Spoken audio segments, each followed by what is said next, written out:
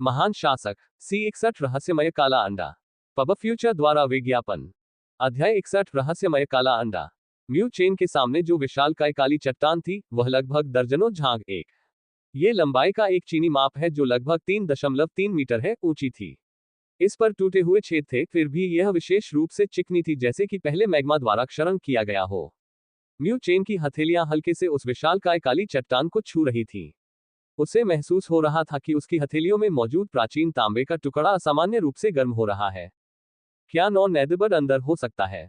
Mu chain के दिमाग में एक विचार कौंधा और उसकी आंखें चमक उठी। फिर उसने लियू मुबाई की ओर देखा जो दूसरी तरफ था और अपनी मुट्ठी भींच ली। एक गहरी काली आध्यात्मिक ऊर्जा उसकी हथेलियों से बह निकली और उसकी मुट्ठी की सतह पर असीम मृत्यु मुहर उभर आई। धमाका। म्यू चेन ने अपनी बाह को पीछे की ओर खींचा और फिर एक जोरदार मुक्का मारा। थोड़ी दूर से हवा के टूटने की आवाजें आने लगी।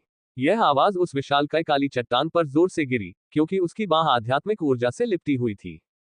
टकराना। म्यू चेन की मुट्ठी उस विशालकाय काली चट्टान पर पड़ी और एक गहरी आवाज गूंजी। विशालकाय चट्टान थोड़ी देर के लिए कांप उठी। फिर म्यू चेन मुट्ठी के पीछे से चुपचाप फैलती हुई दरारें देख पाया। दरार। विशाल चट्टान से मलबे के टुकड़े लगातार गिरते रहे। दरारें फैलने की गति तेज होती गई और जल्द ही यह विशाल चट्टान भर गई। यह दृश्य देखकर म्यू चेन ने सावधानी से एक कदम पीछे लिया। उस मौके के बाद उसे पहले ही पता चल गया था कि चट्टान के अंदर का हिस्सा खोखला था। पब फ्यूचर द्वारा विज्ञापन। विशालकाय चट्टान लगातार हिल रही थी और मलबे के टुकड़े लगातार नीचे गिर रहे थे। जब म्यू चेन उसे घूर रहा था तो उसकी आंखें सिकुड़ गईं। ऐसा इसलिए क्योंकि उसने विशालकाय चट्टान की दरारों से एक काली रोशनी निकलती देखी। यहाँ की हलचल ने लियू मुबाई का ध्यान भी अपनी ओर खींचा। वह भी हैरानी से हिलती चट्टान को देखने लगा और उसकी आंखों में भी आश्चर्य की झलक दिखाई दी। चट्टान की दरारों से काली रोशनी निकली। उतार चढ़ाव की एक लहर फैली और एक धमाकेदार आवाज के साथ विशाल चट्टान फट गई। मलबा बाहर निकल आया और कुछ म्यू चेन के शरीर से होकर गुजर गया। हालांकि वह स्थिर रहा और उस स्थान को देखता रहा जहां से मलबा बाहर निकला था। उस स्थान पर विशाल काली चट्टान पहले ही फट चुकी थी और एक गहरी काली रोशनी चुपचाप दिखाई दी जो गड्ढे के तल में तैर रही थी। जैसे ही रोशनी हवा में तैरती हुई दिखी, एक झाग लंबा काला अंडा रोशनी के अंदर दिखाई दिया। काला अंडा चिकना और पूरी तरह से काला था। अंडे के खोल की सतह पर उस पर कुछ बेहद अस्पष्ट और रहस्यमयी नक्काशी थी। नक्काशी एक रहस्यमयी काले पक्षी की तरह लग रही थी जो अपने पंख फैलाए हुए था और अंडे की रक्षा कर रहा था। ये है। म्यू चेन की आंखें चमक उठी जब उसने चमकता हुआ काला अंडा देखा। वह एक पल के लिए झिझका और उसकी आंखों में खुशी भर गई। तांबे के टुकड़े के भीतर की छवि से ऐसा लग रहा था कि नौ नेदबर्ड एक काले अंडे में बदल गया है और अंत में यहां उतरा है। क्या यह उसके सामने वाला हो सकता है? जब म्यू चेन ने काला अंडा देखा तो लियू मुबाई को भी इसका एहसास हो गया। लालच तुरंत उसकी आंखों से बाहर निकल आया और वह सीधे काले अंडे की ओर दौड़ पड़ा। यह देखकर म्यू चेन की आंखें चमक उठी। हालांकि वह लापरवाही से वहां नहीं गया। उसे विश्वास नहीं था कि नौ नेदबर्ड को पाना इतना आसान होगा। लियू मुबाई तेजी से काले अंडे के पास पहुंचा, लेकिन जैसे ही वह काले अंडे से कुछ झांक की दूरी पर प्रवेश करने वाला था, अंडे की सतह से एक काली रोशनी फूट पड़ी। टकराना। काली रोशनी ने लियू मुबाई के शरीर पर भयंकर हमला किया। उसका मूल रूप से हिलता हुआ शरीर पीछे की ओर गिरा और वह जमीन पर भारी होकर गिर पड़ा। वह अपने आप को रोक नहीं सका और ताजा खून थूकने लगा। फिज। काले अंडे के कारण लियू मुबाई पीछे की ओर उड़ गया। ऐसा लगता है कि वह सक्रिय हो गया और उसके चारों ओर एक काली रोशनी फैल गई। फिर वह धीरे धीरे क्रेटर के ऊपर आसमान में उड़ गया। यह देखकर म्यू चेन जल्दी से ज्वालामुखी से बाहर निकला और ज्वालामुखी के शिखर पर पहुंच गया। फिज। काला अंडा अंततः क्रेटर के ऊपर आकाश में लटक गया। काली रोशनी बाहर निकली और दुनिया के भीतर आध्यात्मिक ऊर्जा हिंसक हो गई। इस शोरगुल ने जल्द ही सबका ध्यान अपनी ओर आकर्षित कर लिया। म्यू फैंग और लियू किंगटियन दोनों पीछे हट गए और उस रहस्यमय काले अंडे को देखकर हैरान हो गए। पिताजी, काला अंडा नौ नेदबर्ड द्वारा बनाया गया है। जल्दी करो और इसे ले जाओ। लियू मुबाई भी असहाय होकर उसके पीछे ऊपर गया और चिल्लाया। नौ नेदबर्ड। लियू किंगटियन की आंखें सिकुड़ गईं और उसके दिल से परमानंद बह निकला। उसका शरीर एक धुंधली आकृति में बदल गया और वह बिजली की तरह क्रेटर के ऊपर रहस्यमय काले अंडे की ओर बढ़ा। यह देखकर म्यू फैंग पीछे नहीं रहना चाहता था और तुरंत उसका पीछा करने लगा। वे दोनों बहुत तेज थे और एक पल में ही गड्ढे की ओर दौड़ पड़े। वे दोनों अपनी हथेलियां आगे बढ़ाकर उस रहस्यमयी काले अंडे को पकड़ना चाहते थे। पिताजी, ऐसा मत करो। म्यू चेन की नजर रहस्यमयी काले अंडे पर टिकी रही। हालांकि उसे अचानक वह कंकाल याद आ गया जो उसे ब्लैक एरी दलदल में मिला था। उसका दिल अचानक चिंता से भर गया और वह तुरंत चिल्ला उठा। म्यू फैंग, जो रहस्यमयी काले अंडे को जब्त करने वाला था, ने ये चीख सुनी और थोड़ा हैरान हुआ। उसकी आंखें चमक उठी और उसने अपने दांत पीस लिए। फिर उसने वास्तव में अपने शरीर को हिलने से रोकने के लिए खुद को मजबूर किया। यद्यपि यह एक दुर्लभ अवसर था, फिर भी उसने अपने हृदय में उठे आवेग को दबा लिया क्योंकि उसे म्यू चेन पर भरोसा था। दूसरी ओर जब म्यू फैंग ने रुककर रहस्यमय अंडे को उंगली से छुआ तो लियू किंगटेन ने एक व्यंग्यात्मक मुस्कान दी। जैसे ही वह इसे अपने लिए लेने में सक्षम हुआ, उसका चेहरा अचानक बदल गया। पब फ्यूचर द्वारा विज्ञापन। फिज, रहस्यमय काले अंडे से एक अजीब सी आवाज निकली। लियू किंगटेन की उंगली, जिसने रहस्यमय काले अंडे को छुआ, वास्तव में तुरंत जल गई और उसकी उंगली से बहुत तेज दर्द निकला। घटनाओं के इस अचानक परिवर्तन ने लियू किंगटेन के चेहरे के भाव बदल दिए। उसने पागलों की तरह संघर्ष किया, लेकिन पाया कि उसकी उंगली काले अंडे से चिपकी हुई थी, जैसे कि उस पर गोंद लगी हो। चाहे उसने कितना भी संघर्ष किया हो, वह उससे छुटकारा पाने में असमर्थ था। इसके अलावा जिस बात ने उसे भयभीत कर दिया वह ये थी कि उसके शरीर के भीतर की आध्यात्मिक ऊर्जा वास्तव में उसकी उंगली के माध्यम से काले अंडे में तेजी से प्रवाहित हुई। धत्तेरी की, लियू किंगटेन ने गुस्से से चीख मारी और उसकी आंखें निर्दयी हो गईं। उसने अपना ब्लेड उठाया और उस उंगली को काट दिया जो रहस्यमय काले अंडे के सीधे संपर्क में थी। उंगली नीचे गिर गई और खून बहने लगा। लियू किंगटेन ने दर्द सहा और हताश होकर पीछे की ओर हट गया। ये सारी घटनाएं एक पल में घटित हुई। म्यू फैंग सबसे नजदीक था और उसने ये दृश्य साफ साफ देखा। रहस्यमयी अंडे को देखते ही वह तुरंत कांप उठा। ये वस्तु कोई कमजोर चीज नहीं थी। ये सौभाग्य की बात थी कि उसे म्यू चेन ने पहले ही रोक लिया था, अन्यथा उसे शायद और भी बड़ी कीमत चुकानी पड़ती। बड़े भाई, हताश होकर पीछे हटते लियू किंगटेन को देखकर लियू जोंग और अन्य लोग जल्दी से उसकी ओर बढ़े। जब उन्होंने देखा कि लियू किंगटेन की उंगली कटी हुई थी, तो उनकी आंखें फटी की फटी रह गईं। सावधान रहो, ये चीज थोड़ी अजीब है। लियू किंगटेन ने जल्दी से अपनी आध्यात्मिक ऊर्जा प्रसारित की, अपनी कटी हुई उंगली पर खून को रोका और गंभीर भाव से कहा। लियू जोंग और अन्य लोगों ने सिर हिलाया। ऐसा लगता है कि नॉन एडवर्ड को प्राप्त करना इतना आसान नहीं था। म्यू फैंग भी इस समय उतरा और म्यू क्षेत्र के लोगों के साथ फिर से जुड़ गया। उसने म्यू चेन के कंधे को थपथपाया और एक कड़वी मुस्कान के साथ कहा, यह सौभाग्य है कि आपने मुझे जल्दी से चेतावनी दी। म्यू चेन की आंखें गंभीर हो गईं। उसकी आंखें गड्ढे के ऊपर रहस्यमय काले अंडे पर टिकी रहीं। फिर उसने धीरे से कहा, पिताजी सावधान रहें। मुझे लगता है कि कुछ गड़बड़ है। म्यू फैंग ने भी अपना सिर हिलाया। नॉन एडवर्ड कोई साधारण आध्यात्मिक जानवर नहीं था। यह एक सुपर अस्तित्व था जिसे बीस्ट रिकॉर्ड की पृथ्वी रैंकिंग में 11वां स्थान दिया गया था। नॉन एडवर्ड की तुलना में उसका ड्रैगन फायरबर्ड कुछ भी नहीं था। माहौल अचानक अजीब हो गया। पुरुषों के दो समूह जो शुरू में जीवन और मौत की लड़ाई लड़ रहे थे और एक दूसरे को जरा सी भी बढ़त लेने से मना कर रहे थे, अचानक कुछ करने की हिम्मत नहीं कर पाए। वे केवल रहस्यमय काले अंडे को सतर्कता और लालच से देखते रहे। दूर से एक हवा का झोंका आया और तनावपूर्ण वातावरण में थोड़ी राहत मिली। म्यू चेन की नजर भी रहस्यमय काले अंडे पर टिकी हुई थी। हालांकि अचानक उसकी आंखें ठंडी हो गईं। ऐसा इसलिए क्योंकि उसने पाया कि रहस्यमय काले अंडे पर रहस्यमय नक्काशी अचानक चमकने लगी। एक अजीब उतार चढ़ाव चुपचाप भीतर से पैदा हुआ और बाहर की ओर उत्सर्जित हुआ। प्रायोजित सामग्री। 6 दिन में पेट का लटकना दूर हो जाता है। यहाँ पढ़ें। कोलकाता की 19 वर्षीय युवती ने बताया कि वह प्रतिदिन 2,90,000 रुपए कैसे कमाती है। पब फ्यूचर द्वारा विज्ञापन। संपर्क टॉस साइट मैप दान करें मेनू दिखाओ। उपन्यास ऑनलाइन पूरा पढ़ें उपन्यास बिन। उपन्यास महान शासक अध्याय 62 असामान्य परिवर्तन। गुणा प्रिय पाठकों, अधिक अध्यायों के अनुवाद में हमारी टीम की सहायता के लिए यहाँ दान करें। URL। महान शासक C62 असामान्य परिवर्तन। Bitcoin bank. अब कोलकाता की 19 वर्षीय युवती ने बताया कि वह प्रतिदिन 2,90,000 रुपए कैसे कमाती है। 553 गुना। पब फ्यूचर द्वारा विज्ञापन। अध्याय 62 असामान्य परिवर्तन। फिजिक्स। रहस्यमय काला अंडा काले ज्वालामुखी के गड्ढे के ऊपर तैर रहा था। इस समय काले अंडे की सतह पर कुछ अस्पष्ट प्रकाश उत्कीर्णन धीरे धीरे चमकने लगे। जैसे ही ये प्रकाश उत्कीर्णन उभरे, हर कोई महसूस करने में सक्षम था कि दुनिया के भीतर आध्यात्मिक ऊर्जा अचानक बेहद हिंसक हो गई। म्यू फैंग और बाकी सभी इस दृश्य को गंभीरता से देख रहे थे। वह दुनिया के भीतर आध्यात्मिक ऊर्जा की बेचैन हरकतों को महसूस कर सकता था। उसकी आंखों में बेचैनी की एक झलक उभरी। ये स्थिति उसकी उम्मीद से थोड़ी परे थी। तांबे के टुकड़े से जो छवि उभर कर आई, उससे पता चलता है कि नॉन एडवर्ड अपने विकास में विफल होने के बाद बेहद कमजोर अवस्था में होना चाहिए था। हालांकि जिस तरह से रहस्यमय अंडे ने लियू किंगटेन की उंगली काट दी, उससे ऐसा लगता है कि यह वस्तु ऐसी नहीं थी जिसे वे आसानी से हड़प सकते थे। ध्यान से, म्यू फैंग ने धीमी आवाज में कहा, अगर स्थिति ठीक नहीं लगती तो हम तुरंत पीछे हट जाएंगे। हम नाइन नेदबर्ट को लेने का प्रयास छोड़ देंगे।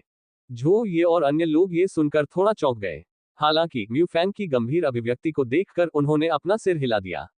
ये स्पष्ट था कि उन्होंने देखा कि कुछ गड़बड़ थी। म्यू चेन की नजर भी आसमान में रहस्यमयी काले अंडे पर टिकी हुई थी। नौ नेदबर्ट बहुत शक्तिशाली था। हालांकि उन्हें नहीं पता था कि नौ नेदबर्ट अपने विकास में विफल होने से पहले किस स्तर पर पहुंच गया था, लेकिन यह निश्चित रूप से एक आत्मा चरण की ताकत से कहीं आगे निकल गया था।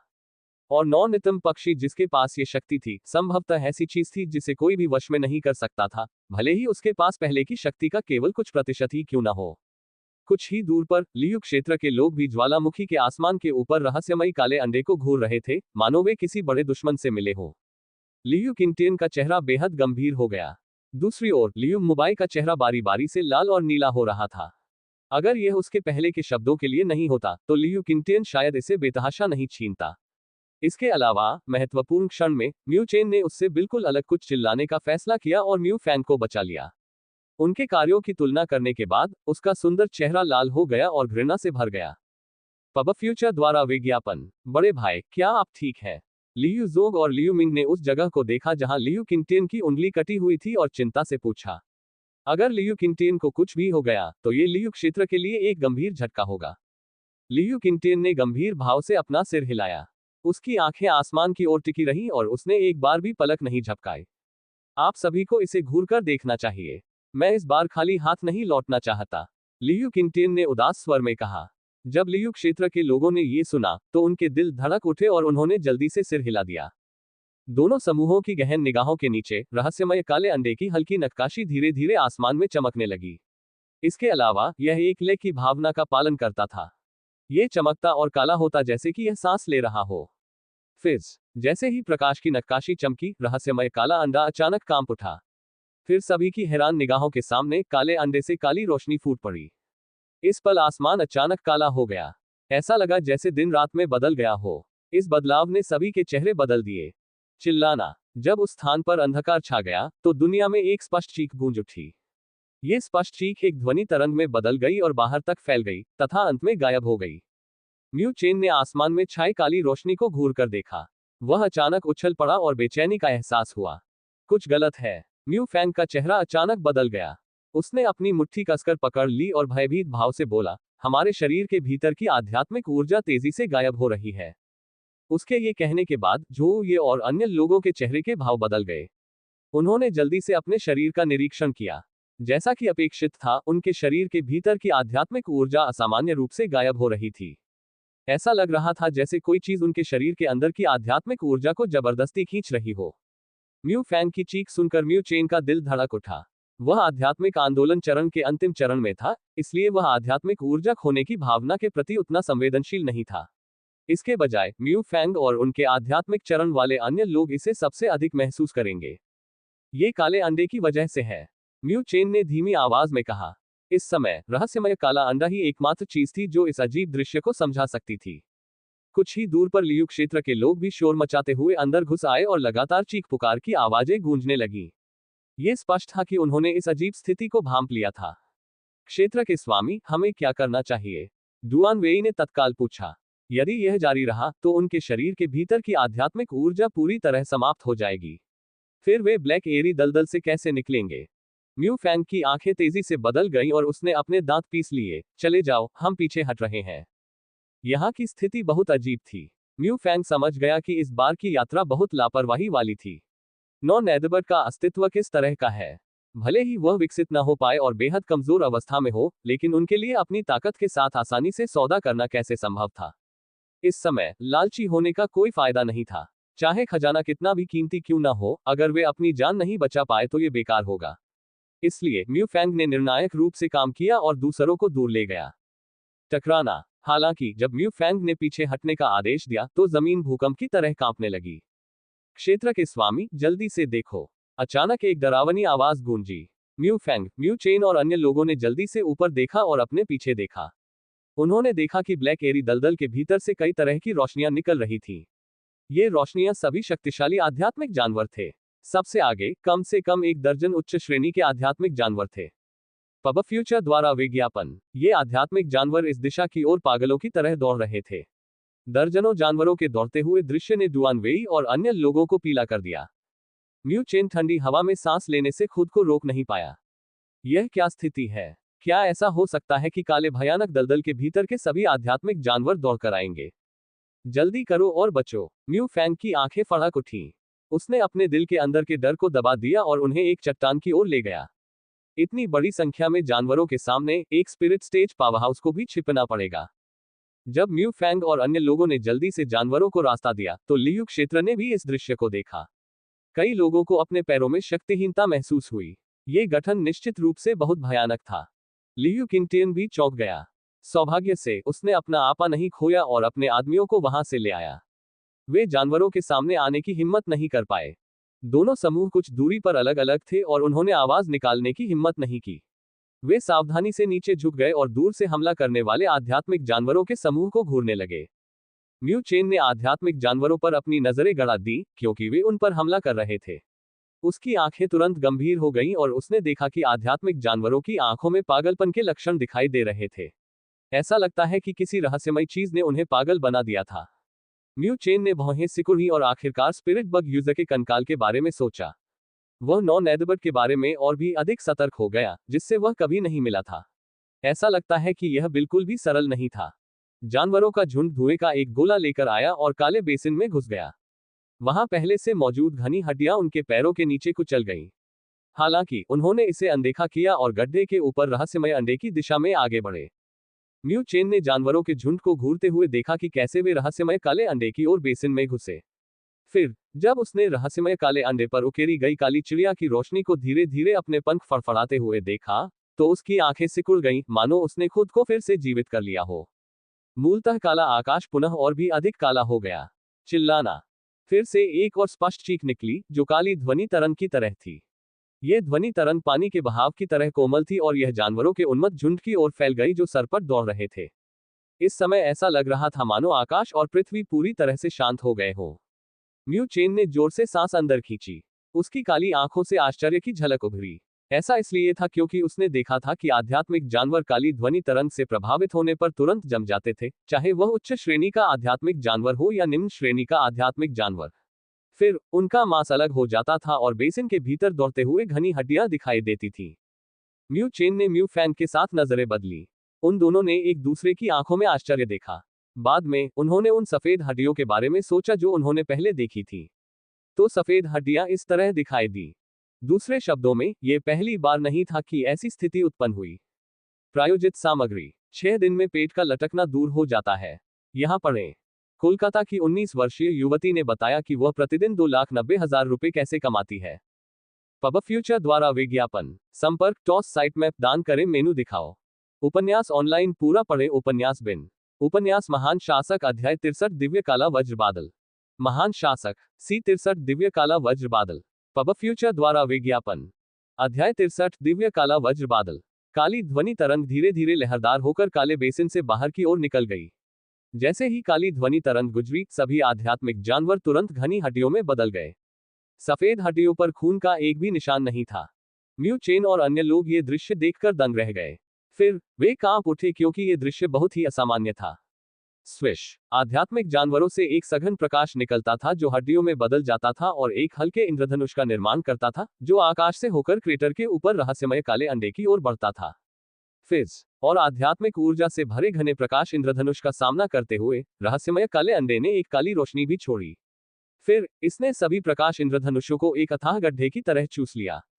आध्यात्मिक जानवरों के शरीर के भीतर से लगातार इंद्रधनुष की रोशनी उठती रहती है। उस चमक के नीचे उन्होंने अपना जीवन समर्पित कर दिया। इसके अलावा सबसे भयावह बात यह थी कि आध्यात्मिक जानवर इस भयानक दृश्य को बिना किसी घबराहट के देख रहे थे। उनकी लाल आंखों में पागलपन की झलक थी। ऐसा लग रहा था जैसे वे आग में उड़ रही मक्खियां हों, फिर भी उन्हें अपने कामों पर गर्व महसूस हो रहा था। इस अजीबोगरीब विरोधाभास ने म्यू चेन को सिहरन पैदा कर दी। फिर उसने रहस्यमय काले अंडे को देखा जो आकाश में प्रकाश इंद्रधनुष को अंतहीन रूप से चूस रहा था। यह तरीका उन सभी आध्यात्मिक जानवरों की बुद्धिमत्ता से कहीं आगे निकल गया था जिन्हें म्यू चेन ने पहले देखा था। यह एक इंसान से भी ज्यादा क्रूर और चालाक था। वह काला अंडा संभवतः नॉन एडिबल द्वारा बनाया गया है। म्यू फैंग का चेहरा गंभीर हो गया क्योंकि वह काले अंडे को आकाश में कई इंद्रधनुषों को अवशोषित करते हुए डर से देख रहा था। काले भयानक दलदल में आध्यात्मिक जानवर नॉन एडिबल को आध्यात्मिक ऊर्जा की एक विशाल मात्रा प्रदान कर रहे थे। म्यू चेन ने धीरे से कहा। म्यू फैंग ने भी सिर हिलाया और कहा, इसके अलावा यह पहली बार नहीं है कि इस तरह का दृश्य हुआ है। इन वर्षों में ब्लैक एरी दलदल में कई आध्यात्मिक जानवर सफेद हड्डियों में बदल गए थे और अपनी सारी आध्यात्मिक ऊर्जा नॉन एडिबल को समर्पित कर दी थी। काले भयानक दलदल में आध्यात्मिक जानवर। म्यू फैंग का चेहरा अजीब हो गया जब उसने कहा, ऐसा लगता है कि इसे नॉन एडिबल ने पाला है। यह उन्हें बढ़ने और मोटा होने देगा इससे पहले कि नॉन एडिबल उनकी आध्यात्मिक ऊर्जा निकालने के लिए इसका वध कर दें। दूसरी तरफ डुआन वेई और अन्य सभी यह सुनकर कांप उठे। अगर यह किसी इंसान ने किया होता तो उन्हें बहुत आश्चर्य नहीं होता। हालांकि ये परिदृश्य एक आध्यात्मिक जानवर द्वारा योजनाबद्ध था जो काफी शक्तिशाली था। और शायद हमें जो तांबे का टुकड़ा मिला था वह भी उसका उद्देश्य था। उसने इसका इस्तेमाल कुछ लालची मनुष्यों को लुभाने के लिए किया ताकि वे हमारे शरीर से आध्यात्मिक ऊर्जा को सोख लें। मू फैंग ने कड़वी मुस्कान के साथ कहा, इस बार हो सकता है कि वह हमारे बारे में ज्यादा न सोचे। अन्यथा मुझे लगता है कि हम आध्यात्मिक जानवरों से बेहतर नहीं होंगे। झो ये का चेहरा पीला पड़ गया। अगर यह सब नॉन एडिबल द्वारा योजनाबद्ध था तो यह बहुत भयानक होगा। म्यू चेन ने भी आह भरी। उसे पता था कि उसके पिता ने जो कहा था वह सच था।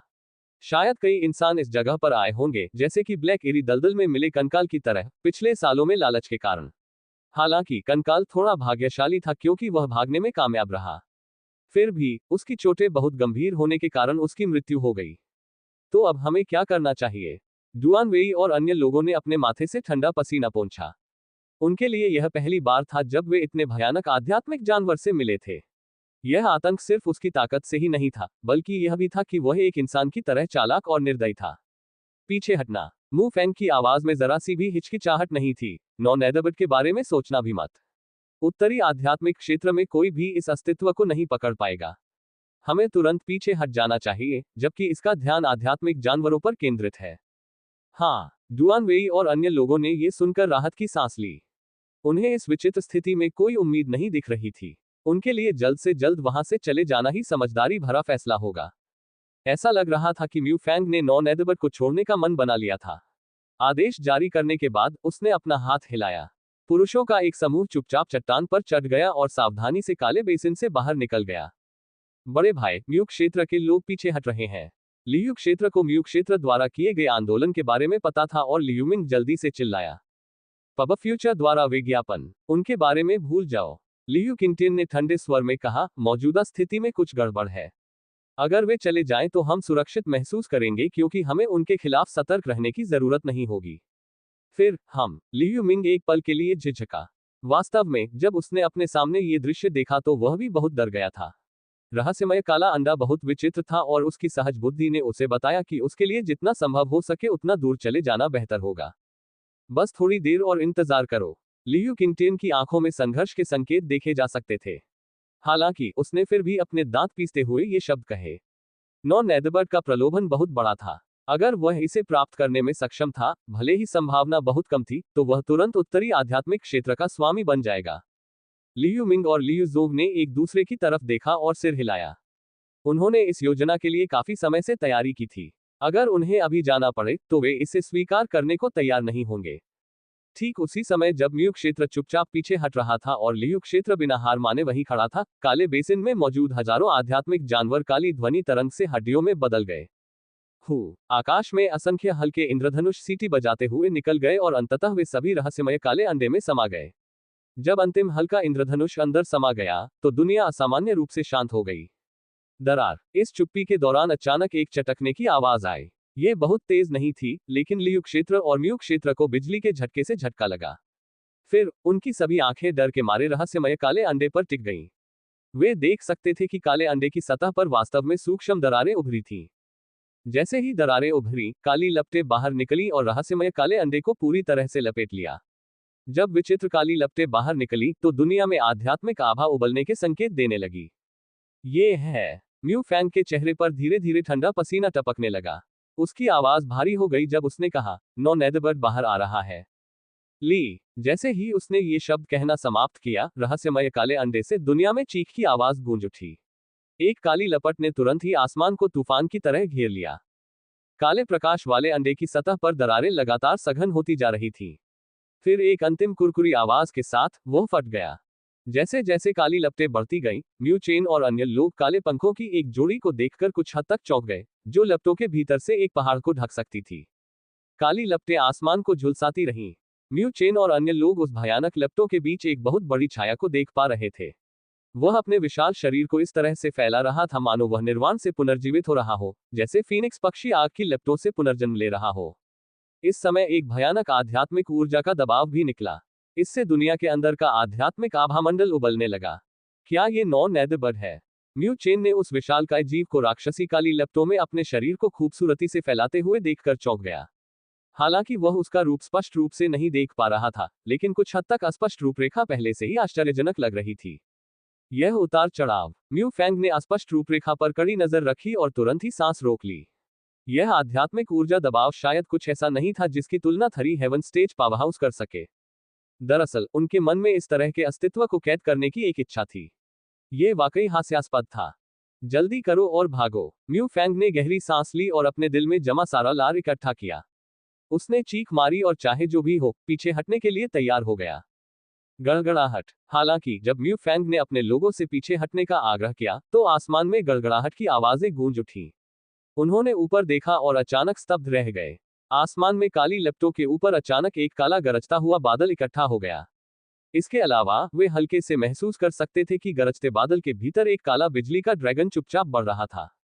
काले गरजते बादल से एक विनाशकारी ऊर्जा निकली। ये है दिव्य काला वज्र मेघ। म्यू फैंग ने काले गरजते बादल को घूरा और उसकी आंखें तुरंत सिकुड़ गईं। वह इन शब्दों को कहने से खुद को नहीं रोक सका क्योंकि उसने अपनी आवाज में भय को दबा दिया था। दिव्य काला वज्र बादल। म्यू चेन अचंभित रह गया। म्यू फैंग ने गहरी सांस ली और अपने दिल में सदमे को दबाते हुए बुदबुदाया, नॉन नेदरबर्ड वास्तव में अभी तक हार नहीं मानी है। यह अभी भी विकसित होने का प्रयास कर रहा है। पब फ्यूचर द्वारा विज्ञापन। संपर्क टॉस साइट मैप दान करें मेनू दिखाओ। उपन्यास ऑनलाइन पूरा पढ़े। उपन्यास बिन। उपन्यास महान शासक अध्याय 64 विकास। महान शासक विकास। पब फ्यूचर द्वारा विज्ञापन। अध्याय 64 विकास। विकसित होना। म्यू चेन और अन्य लोग दंग रह गए। वे आसमान में फैली काली लपटों के बीच की विशाल छाया को घूर रहे थे। फिर उन्होंने कहा, क्या ये पहले विफल नहीं हुआ था, इसलिए वह फिर से प्रयास करना चाहेगा। म्यू फैंग की आंखों में आश्चर्य के भाव देखे जा सकते थे जब उन्होंने कहा, ऐसा लगता है कि यह नॉन नेदरबर्ड बेहद घमंडी है। पिछली बार विकास में विफल होने के बाद इसे फिर से जीवित होने के लिए कई योजनाओं का उपयोग करना पड़ा। किसने सोचा होगा कि यह फिर से विकसित होने का प्रयास करेगा जब यह अभी अभी फिर से प्रकट हुआ था। म्यू चेन भी इस नॉन नेदरबर्ड की हिम्मत देखकर हैरान था। अगर कोई साधारण होता तो वह अनजाने में ही वह सब करने से बचता जो वह करने में असफल रहा था। हालांकि ये नॉन नेदरबर्ड जहां से गिरा था वहां से वापस ऊपर चढ़ना चाहता था। ये हिम्मत, ये गर्व, इसने सभी को चकित कर दिया। क्या ये सफल होगा? म्यू चेन ने धीमी आवाज में पूछा। उसने अपना सिर उठाकर काले गरजते बादलों से भरे आसमान को देखा। गरजते बादलों के बीच काली बिजली एक विशाल काले ड्रैगन की तरह रेंगती हुई दिखाई दे रही थी, क्योंकि वह एक अवर्णनीय शक्ति छोड़ रही थी। कौन जानता है, नॉन नेदरबर्ड मूल रूप से एक अत्यंत शक्तिशाली अस्तित्व है। यह मायरीड बीस्ट रिकॉर्ड की पृथ्वी रैंकिंग में 11वें स्थान पर है। इसके अलावा अगर यह सफलतापूर्वक विकसित होता है तो यह मायरीड बीस्ट रिकॉर्ड की स्वर्ग रैंकिंग में चार्ज करने की योग्यता रखता है। उस समय यह वास्तव में एक दिव्य जानवर बन जाएगा, मू फैंग ने कहा। दिव्य जानवर। म्यू चेन अपने होठों को काटने से खुद को नहीं रोक पाया। इस सरल वाक्यांश ने एक अद्वितीय दबाव पैदा किया। ऐसा इसलिए है क्योंकि दिव्य जानवरों में से प्रत्येक महान हजार दुनियाओं के भीतर सुपर अस्तित्व था। यहां तक कि संप्रभु वर्ग के अस्तित्व भी विभिन्न प्रजातियों से संबंधित इन अधिपतियों से डरते होंगे। हालांकि दिव्य काली बिजली पर काबू पाना इतना आसान नहीं है, म्यू फैंग ने भी धीरे से कहा, क्योंकि वह आसमान में काली लपटों के भीतर विशाल छाया को देख रहा था। दुनिया में कई आध्यात्मिक जानवर हैं, लेकिन उनमें से कितने इन सुपर अस्तित्वों में विकसित होने में सक्षम होंगे? आध्यात्मिक पशु और दिव्य पशु में केवल एक शब्द का अंतर हो सकता है, फिर भी उनके बीच एक अथाह अंतर है। ये पहले भी एक बार विफल हो चुका है। आमतौर पर एक बार जब कोई बिजली पर काबू पाने में विफल हो जाता है तो जो प्रयास कर रहा था वह बिजली से नष्ट हो जाएगा। हालांकि ये नॉन नेदरबर्ड पहले भी अपनी जान बचाकर भाग चुका है। अगर यह इस बार फिर विफल होता है तो यह उतना भाग्यशाली नहीं हो सकता है। म्यू फैंग की पीछे हटने की गति धीरे धीरे धीमी हो गई। अगर नॉन नेदरबर्ड बिजली पर काबू पाने की कोशिश करने जा रहे हैं तो वे सुरक्षित रहेंगे। ऐसा इसलिए है क्योंकि वे नॉन एडबर्ट की नजर में चींटियों की तरह थे। वे बस इतने योग्य नहीं थे कि वह उन पर ध्यान दे। म्यू चेन को ये शब्द सुनकर थोड़ा अफसोस हुआ। अगर नौवीं एडबर्ट बिजली की वजह से गायब हो जाती तो कोई भी उसका आध्यात्मिक जानवर आत्मासार प्राप्त नहीं कर पाता। इस तरह म्यू क्षेत्र को यहाँ आने के लिए कोई फसल नहीं मिलती। हालांकि अगर नॉन एडबर्ट की आत्मासार को प्राप्त भी कर लिया जाए तो कौन उसे निगलने की क्षमता रखता है। म्यू फैंग उस समय बहुत भाग्यशाली था जब उसने ड्रैगन फायर बर्ड को निगल लिया था। नॉन एडबर्ट का तो कहना ही क्या, जो ड्रैगन फायर बर्ड से भी ज्यादा शक्तिशाली था। जब म्यू चेन और अन्य लोग अफसोस और प्रशंसा के साथ आकाश की ओर देख रहे थे तो आकाश में काली लपटों के भीतर से एक स्पष्ट चीख पूरी दुनिया में गूंज उठी। इसके अलावा चीख के भीतर से एक गहरी अडिग लड़ाई की भावना को सुनना संभव था। यह दिव्य काली बिजली की ओर एक चुनौती जारी कर रहा था। बूम! ऐसा लग रहा था कि दिव्य काले वज्र बादल ने नॉन एडबर्ट के उकसावे को भांप लिया था और तुरंत एक गहरी गड़गड़ाहट की आवाज निकाली जो पूरे क्षेत्र में गूंज उठी। गड़गड़ाहट की आवाज के तहत म्यू चेन और अन्य लोग दुनिया के भीतर आध्यात्मिक आभा को कांपते हुए महसूस कर सकते थे, जैसे कि वह उस भयानक स्वर्गीय शक्ति से भयभीत हो।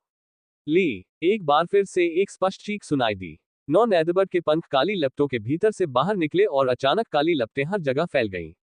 ये कई काली लपटों के खंभों में बदल गया और काले गरजने वाले बादल पर भयंकर रूप से हमला किया। पब फ्यूचर द्वारा विज्ञापन। नॉन एडबर्ट ने वास्तव में दिव्य ब्लैक लाइटनिंग पर हमला करने की पहल करने का साहस किया। धमाका! काली बिजली चुपचाप ऊपर उठी और एक काली बिजली चमकने लगी। काली बिजली के ड्रैगन ने काली लौ के खंभों को ठंडे मन से घूरा। फिर विनाशकारी शक्ति से भरी एक काली बिजली तुरंत नीचे गिर गई। Bang bang bang! काली बिजली और काली लपटें आपस में टकराईं। ऐसा लगा मानो पूरी दुनिया उसी क्षण फट गई हो। फिर तेज गड़गड़ाहट की आवाज से धरती हिंसक रूप से कांप उठी और काली घाटी में दरारें फैल गईं। म्यू चेन और अन्य लोग आकाश में हो रही भयानक लड़ाई को देखकर स्तब्ध रह गए। उस स्थान पर काली लपटें और काली बिजली पागलपन से कहर बरपा रही थी।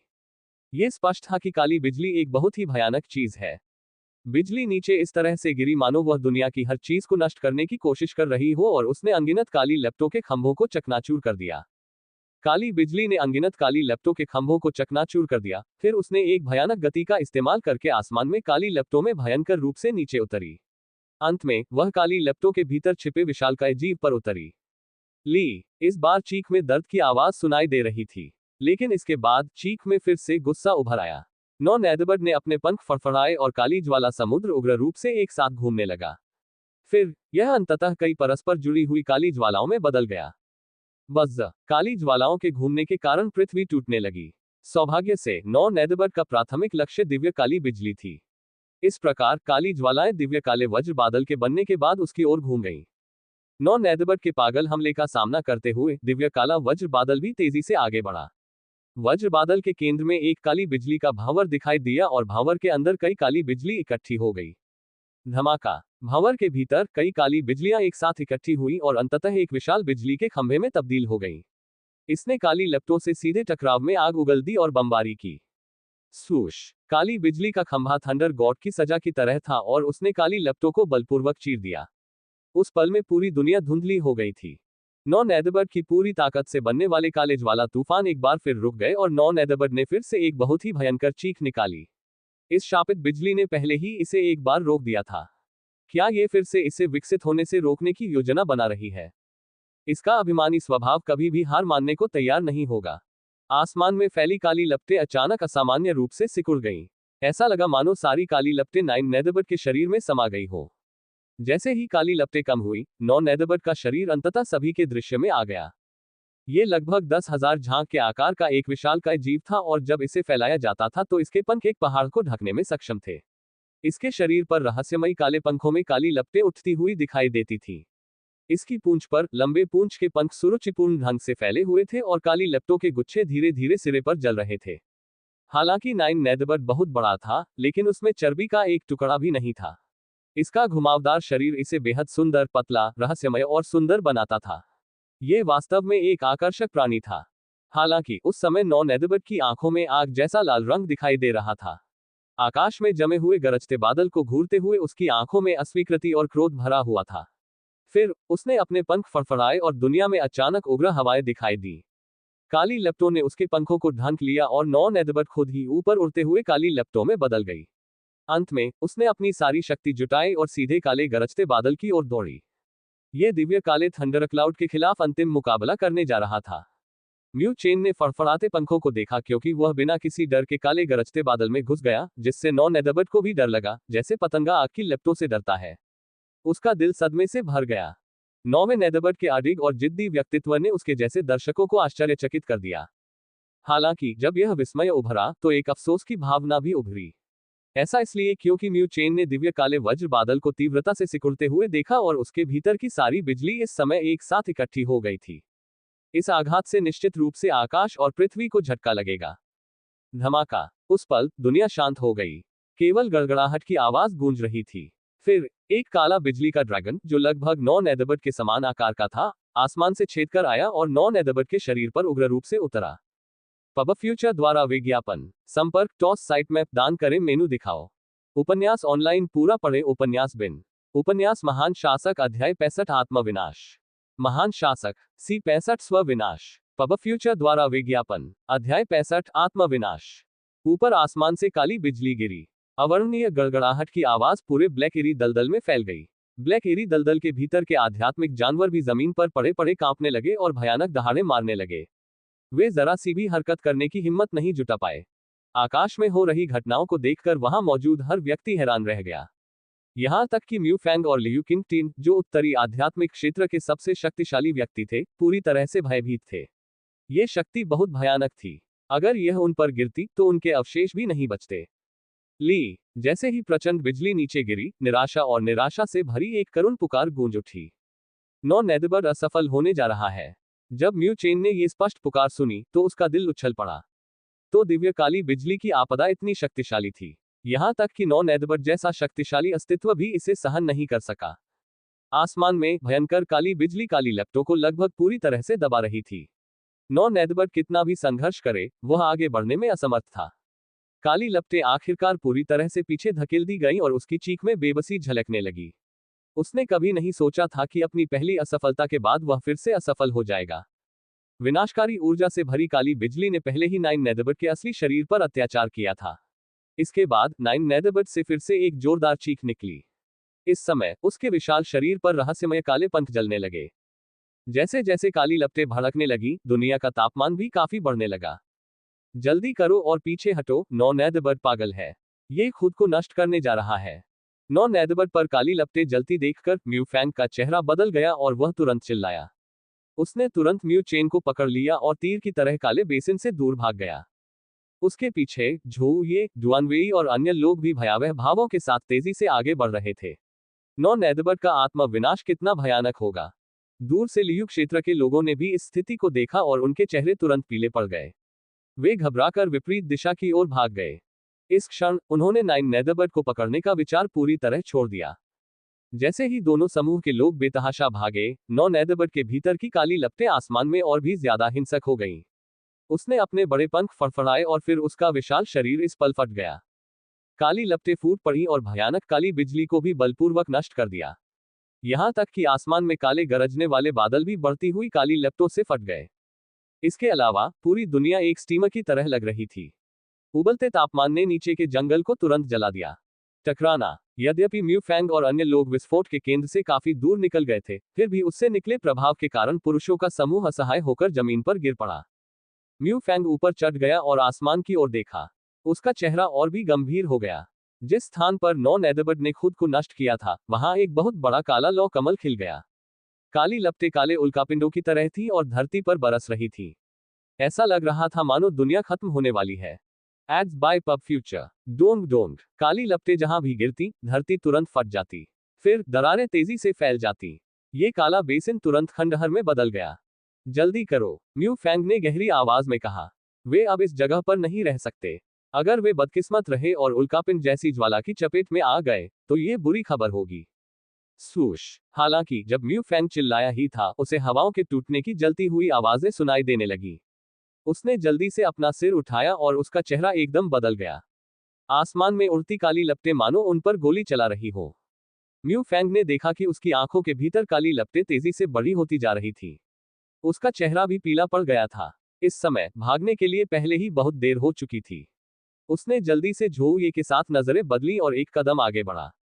फिर एक हिंसक चीख के साथ घनी आध्यात्मिक ऊर्जा उनके शरीर से बाहर निकली और एक मोटी आध्यात्मिक ऊर्जा प्रकाश बाधा का निर्माण किया जिसने इसके पीछे के लोगों की रक्षा की। स्विश, लंबी काली पूंछ वाली काली लपटें नीचे की ओर बरसने लगी और आध्यात्मिक ऊर्जा प्रकाश अवरोध पर बमबारी करने लगी। धमाका, म्यू चेन और अन्य लोगों को महसूस हो रहा था कि जिस धरती पर वे खड़े थे वह फटने लगी है। उबलती गर्मी के कारण कुछ लोगों की त्वचा में हल्की जलन होने लगी। जबकि आध्यात्मिक ऊर्जा प्रकाश अवरोध काली लपटों के प्रभावों के विरुद्ध अवरोधित था, मू फैंग और झो ये से लगातार ठंडा पसीना टपक रहा था। आध्यात्मिक ऊर्जा प्रकाश अवरोध को बनाए रखने वाले हाथ इतने जल गए थे कि उन्हें दर्द के झटके महसूस हुए, लेकिन वे दोनों इसे जारी रखे हुए थे। उन्हें समझ में आ गया था कि अगर उनके पीछे खड़े लोगों पर इसका असर हुआ तो कम से कम वे अपनी ताकत से गंभीर रूप से घायल तो होंगे ही। क्रंच, आध्यात्मिक ऊर्जा प्रकाश अवरोध कांप उठा और धीरे धीरे मुड़ गया। इस क्षण एक कर्कश ध्वनि गूंजी। म्यू चेन और प्रकाश अवरोध के पीछे खड़े अन्य लोग जल्दी से पीछे हट गए, जैसे कि उनका सामना किसी बड़े दुश्मन से हुआ हो। सावधान रहो, हम इसे अब और नहीं रोक सकते। आध्यात्मिक ऊर्जा प्रकाश अवरोध अधिक से अधिक विकृत होता जा रहा था। अंत में म्यू फैंग और झो ये इसे बनाए रखने में सक्षम नहीं थे और एक धीमी चीख के साथ आध्यात्मिक ऊर्जा प्रकाश अवरोध टूट गया क्योंकि वे दोनों असहाय होकर पीछे हट गए। काली लपटें एक धार की तरह तेजी से आगे बढ़ी। हालांकि इसकी ज्यादातर ताकत म्यू फैंग और झो ने खत्म कर दी थी, लेकिन इसका असर डुआन वेई और बाकी लोगों पर भी पड़ा। उनके शरीर 100 मीटर तक जमीन पर घिसकते रहे, मानो उन्हें कोई भारी झटका लगा हो, और फिर आखिरकार अजीब तरह से रुक गए। टकराना, म्यू चेन का शरीर भी पीछे की ओर उड़ गया और एक विशाल चट्टान पर भारी रूप से गिरा। उसके गले में तुरंत मीठा स्वाद आया और वह ताजा खून थूकने से खुद को रोक नहीं सका। ऐसा लग रहा था जैसे उसके शरीर की हड्डियां ढह रही हो। क्या यह तरीका बहुत शक्तिशाली नहीं है? म्यू चेन ने अपने मुंह के कोने से खून पोंछा और एक व्यंग्यपूर्ण मुस्कान निकाली। यह आकाश में लपटों में से सिर्फ एक थी। अगर वे सभी उन पर बमबारी करें तो क्या यह उन्हें तुरंत मिटा नहीं देगा? नौ नेदबट का आत्मा विनाश वास्तव में भयानक है। म्यू चेन खड़ा होते समय लड़खड़ा रहा था, लेकिन जैसे ही वह म्यू फैंग और बाकी लोगों को बुलाने वाला था, उसका चेहरा अचानक बदल गया और उसने अपना सिर उठाया। उसने देखा कि एक छोटी सी काली लौ सीधे उसकी ओर बढ़ रही है। म्यू चेन, इस अचानक घटनाक्रम को म्यू फैंग ने भी नोटिस किया। जैसे ही वह म्यू चेन की ओर बढ़ा, उसका चेहरा तुरंत विकृत हो गया।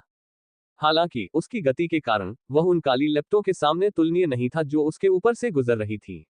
इसलिए म्यू फैंग भी केवल ये देख सकता था कि काली लपटें उसकी आंखों के सामने तेजी से कैसे फैल रही थी। कैसे अशुभ है। म्यू चेन के दिमाग में यह विचार आने में अभी समय था। फिर उसे जलन महसूस हुई और दर्द ने तुरंत उसके दिमाग को भर दिया। उसकी आंखों में अंधेरा छा गया और उसका सिर नीचे झुक गया। लेकिन इससे पहले कि उसकी दृष्टि अंधकार में हो जाए, उसने काली लौ के भीतर एक रोशनी चमकती हुई देखी। फिर वह भयंकर दर्द से पीड़ित होकर अंधेरे में प्रवेश कर गया। Ads by pub future. संपर्क टॉस साइट मैप दान करें मेनू दिखाओ। उपन्यास ऑनलाइन पूरा पढ़े। उपन्यास बिन। उपन्यास महान शासक अध्याय 66 उसके शरीर में परिवर्तन।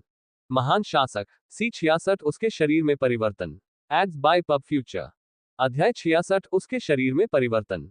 म्यू चेन की चेतना अंधेरे में बिना किसी उद्देश्य के तैर रही थी। इस जगह पर रोशनी का जरा सा भी निशान नहीं था। उसे समय का भी एहसास नहीं था क्योंकि वह बेहोशी की हालत में इधर उधर भटक रहा था।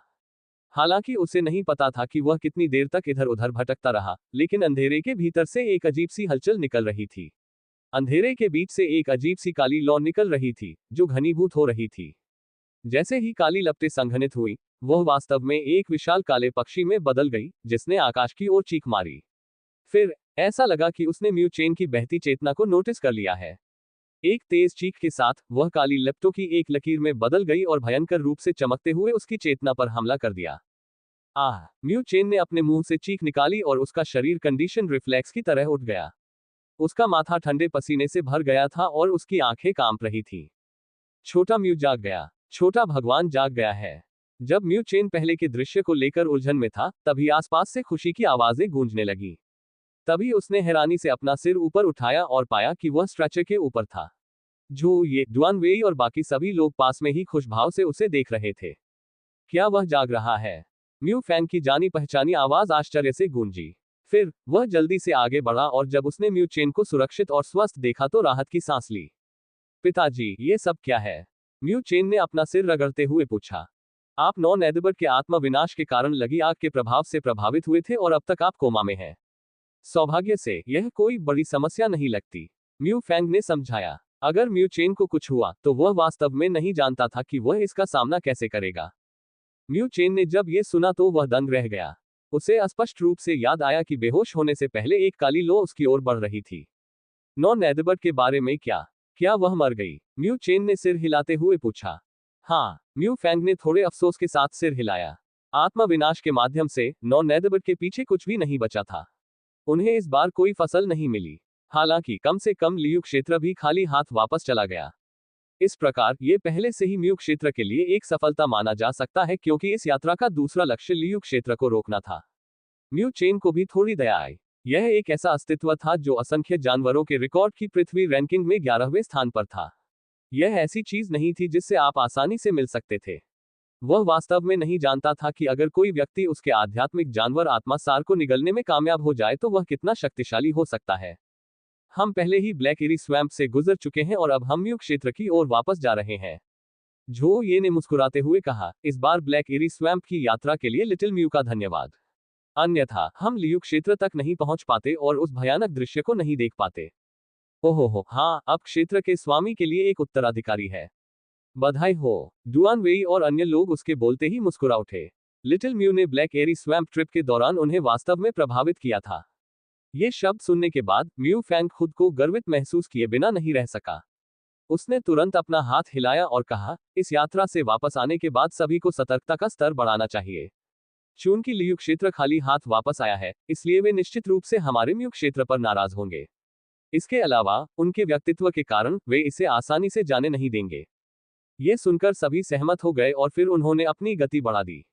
हालांकि वे पहले ही ब्लैक एरी दलदल से बाहर निकल चुके थे, लेकिन पहले धरती को हिला देने वाले दृश्य को देखने के बाद उन्हें अभी भी ठंड लग रही थी। वे बस उस जगह से जितना हो सके उतना दूर जाना चाहते थे। म्यू चेन स्ट्रेचर पर बैठा था। उसने तुरंत अपना सिर रगड़ा। फिर वह पलटा और दूर के काले भयानक दलदल को घूरने लगा। उसे नहीं पता था कि क्यों, लेकिन उसे एक अजीब सा एहसास हुआ कि नॉन एडबर्ट अभी तक नहीं मरा है। 2 दिन बाद म्यू फैंग और अन्य लोग म्यू क्षेत्र में वापस लौट आए। धूल से भरे लोगों के समूह ने राहत महसूस की जब उन्होंने अपनी खतरनाक यात्रा के बारे में सोचा। वे अंततः जीवित वापस लौटने में कामयाब रहे। म्यू फैंग ने सबको विदा किया और आराम करने दिया। म्यू चेन के लिए वह थोड़ी देर तक लंगड़ाता रहा और वापस अपने कमरे में चला गया। उसने तुरंत एक गहरी झपकी ले ली।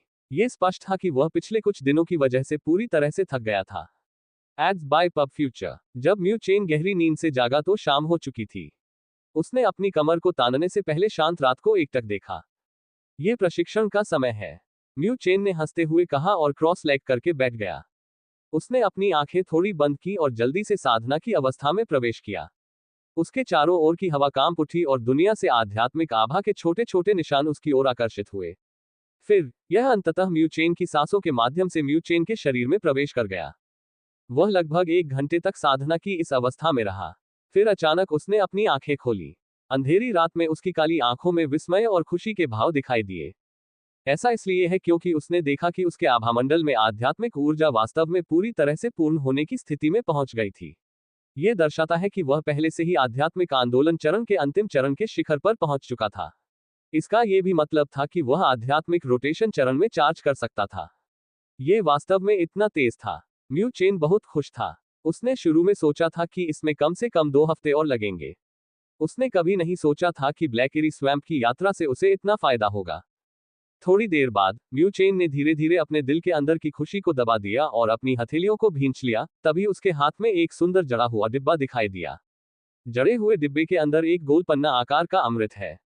यह संचय अमृत था जो उसे उत्तरी आध्यात्मिक क्षेत्र प्रशिक्षण के दौरान पुरस्कार के रूप में मिला था। यह अमृत आध्यात्मिक रोटेशन चरण में चार्ज करने वालों के लिए बहुत सहायक होगा। उसने इसका कभी उपयोग नहीं किया था क्योंकि वह इसका उपयोग करने के लिए सबसे अच्छे क्षण की प्रतीक्षा कर रहा था। और अब यह समय था। म्यू चेन ने पन्ना जैसा अमृत उठाया और उससे निकलने वाली हल्की खुशबू को सूंघा। उसका सिर तुरंत साफ हो गया और उसने बिना किसी हिचकिचाहट के संचयन अमृत को अपने मुंह में डाल लिया।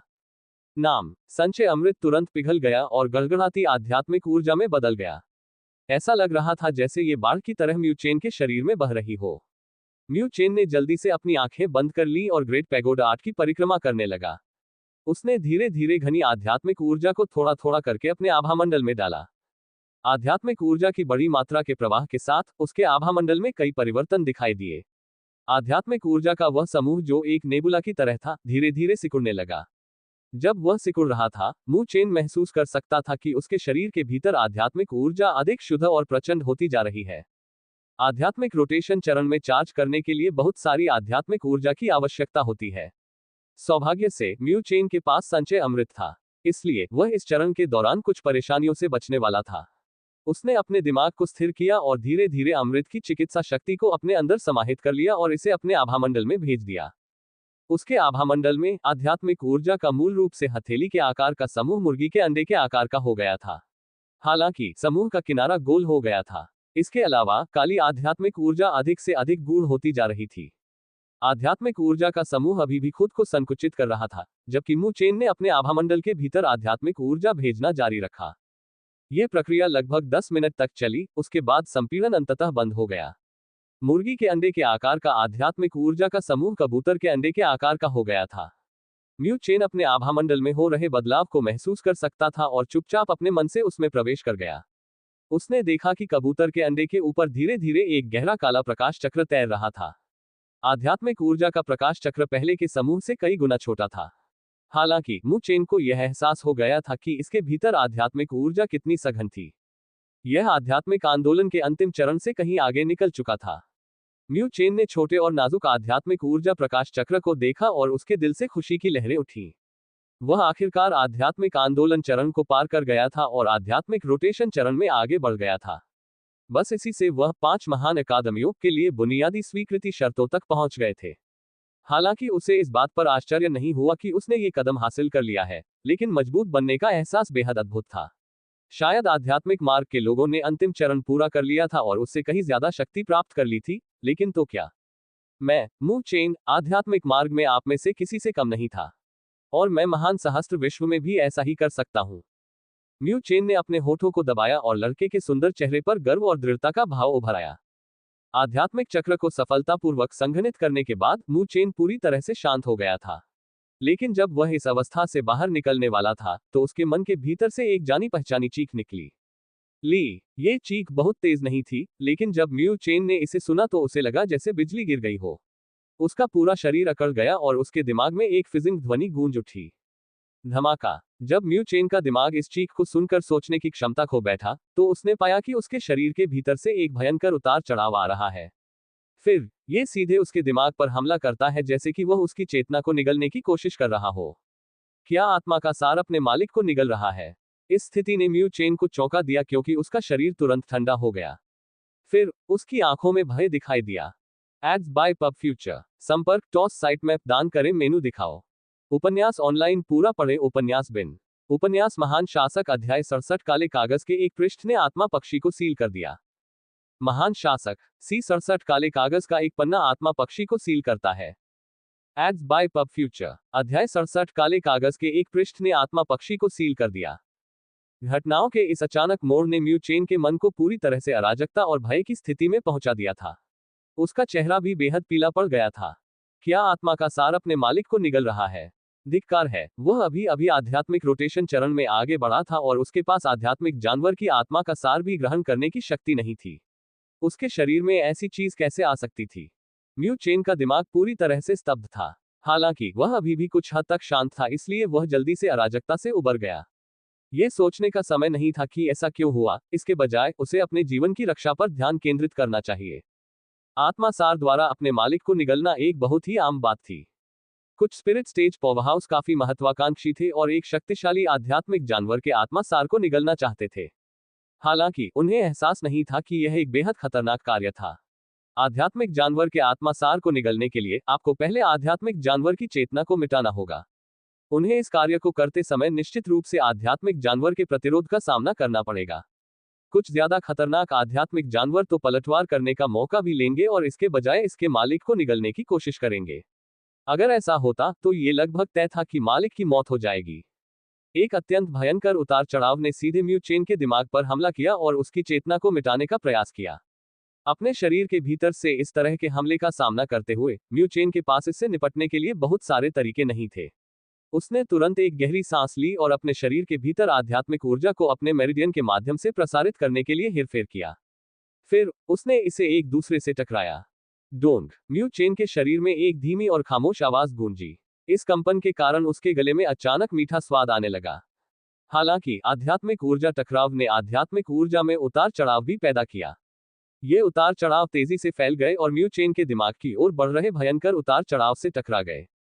जैसे ही दोनों उतार चढ़ाव एक दूसरे से टकराए, म्यू चेन को फिर से अपने दिमाग में चक्कर आने लगा। हालांकि उसने अपनी जीभ को कसकर काट लिया और दर्द का इस्तेमाल खुद को जगाए रखने के लिए किया। बाद में उसने अपने शरीर के भीतर एक काली लौ को उठते देखा। काली लपटें चारों ओर फैल गईं और लपटों के बीच पंखों वाली एक सुंदर काली छाया प्रकट हुई।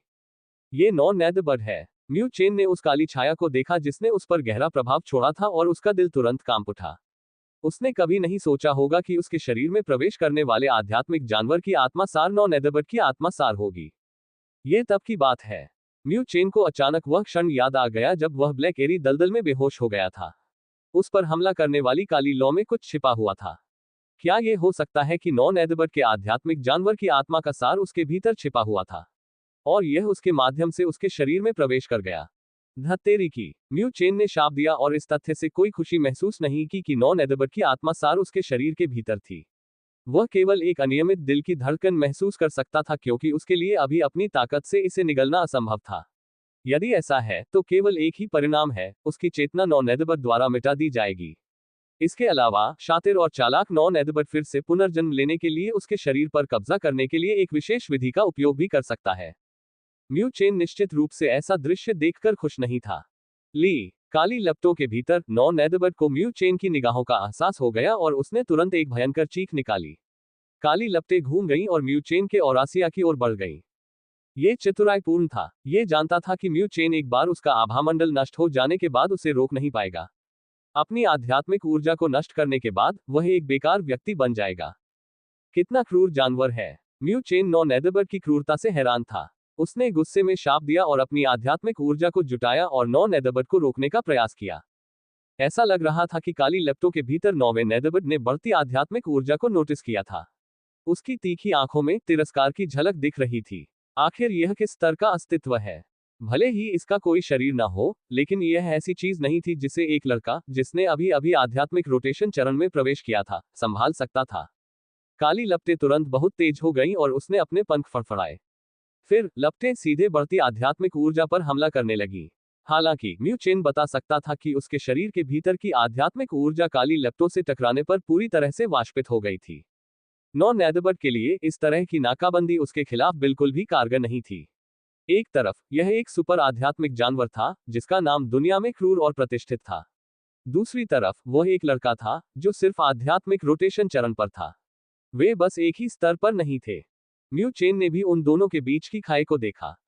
हालांकि उसने इस वजह से हार नहीं मानी। इसके बजाय उसने अपने दांत पीस लिए और उसकी आंखों में निर्दयता की झलक दिखाई दी।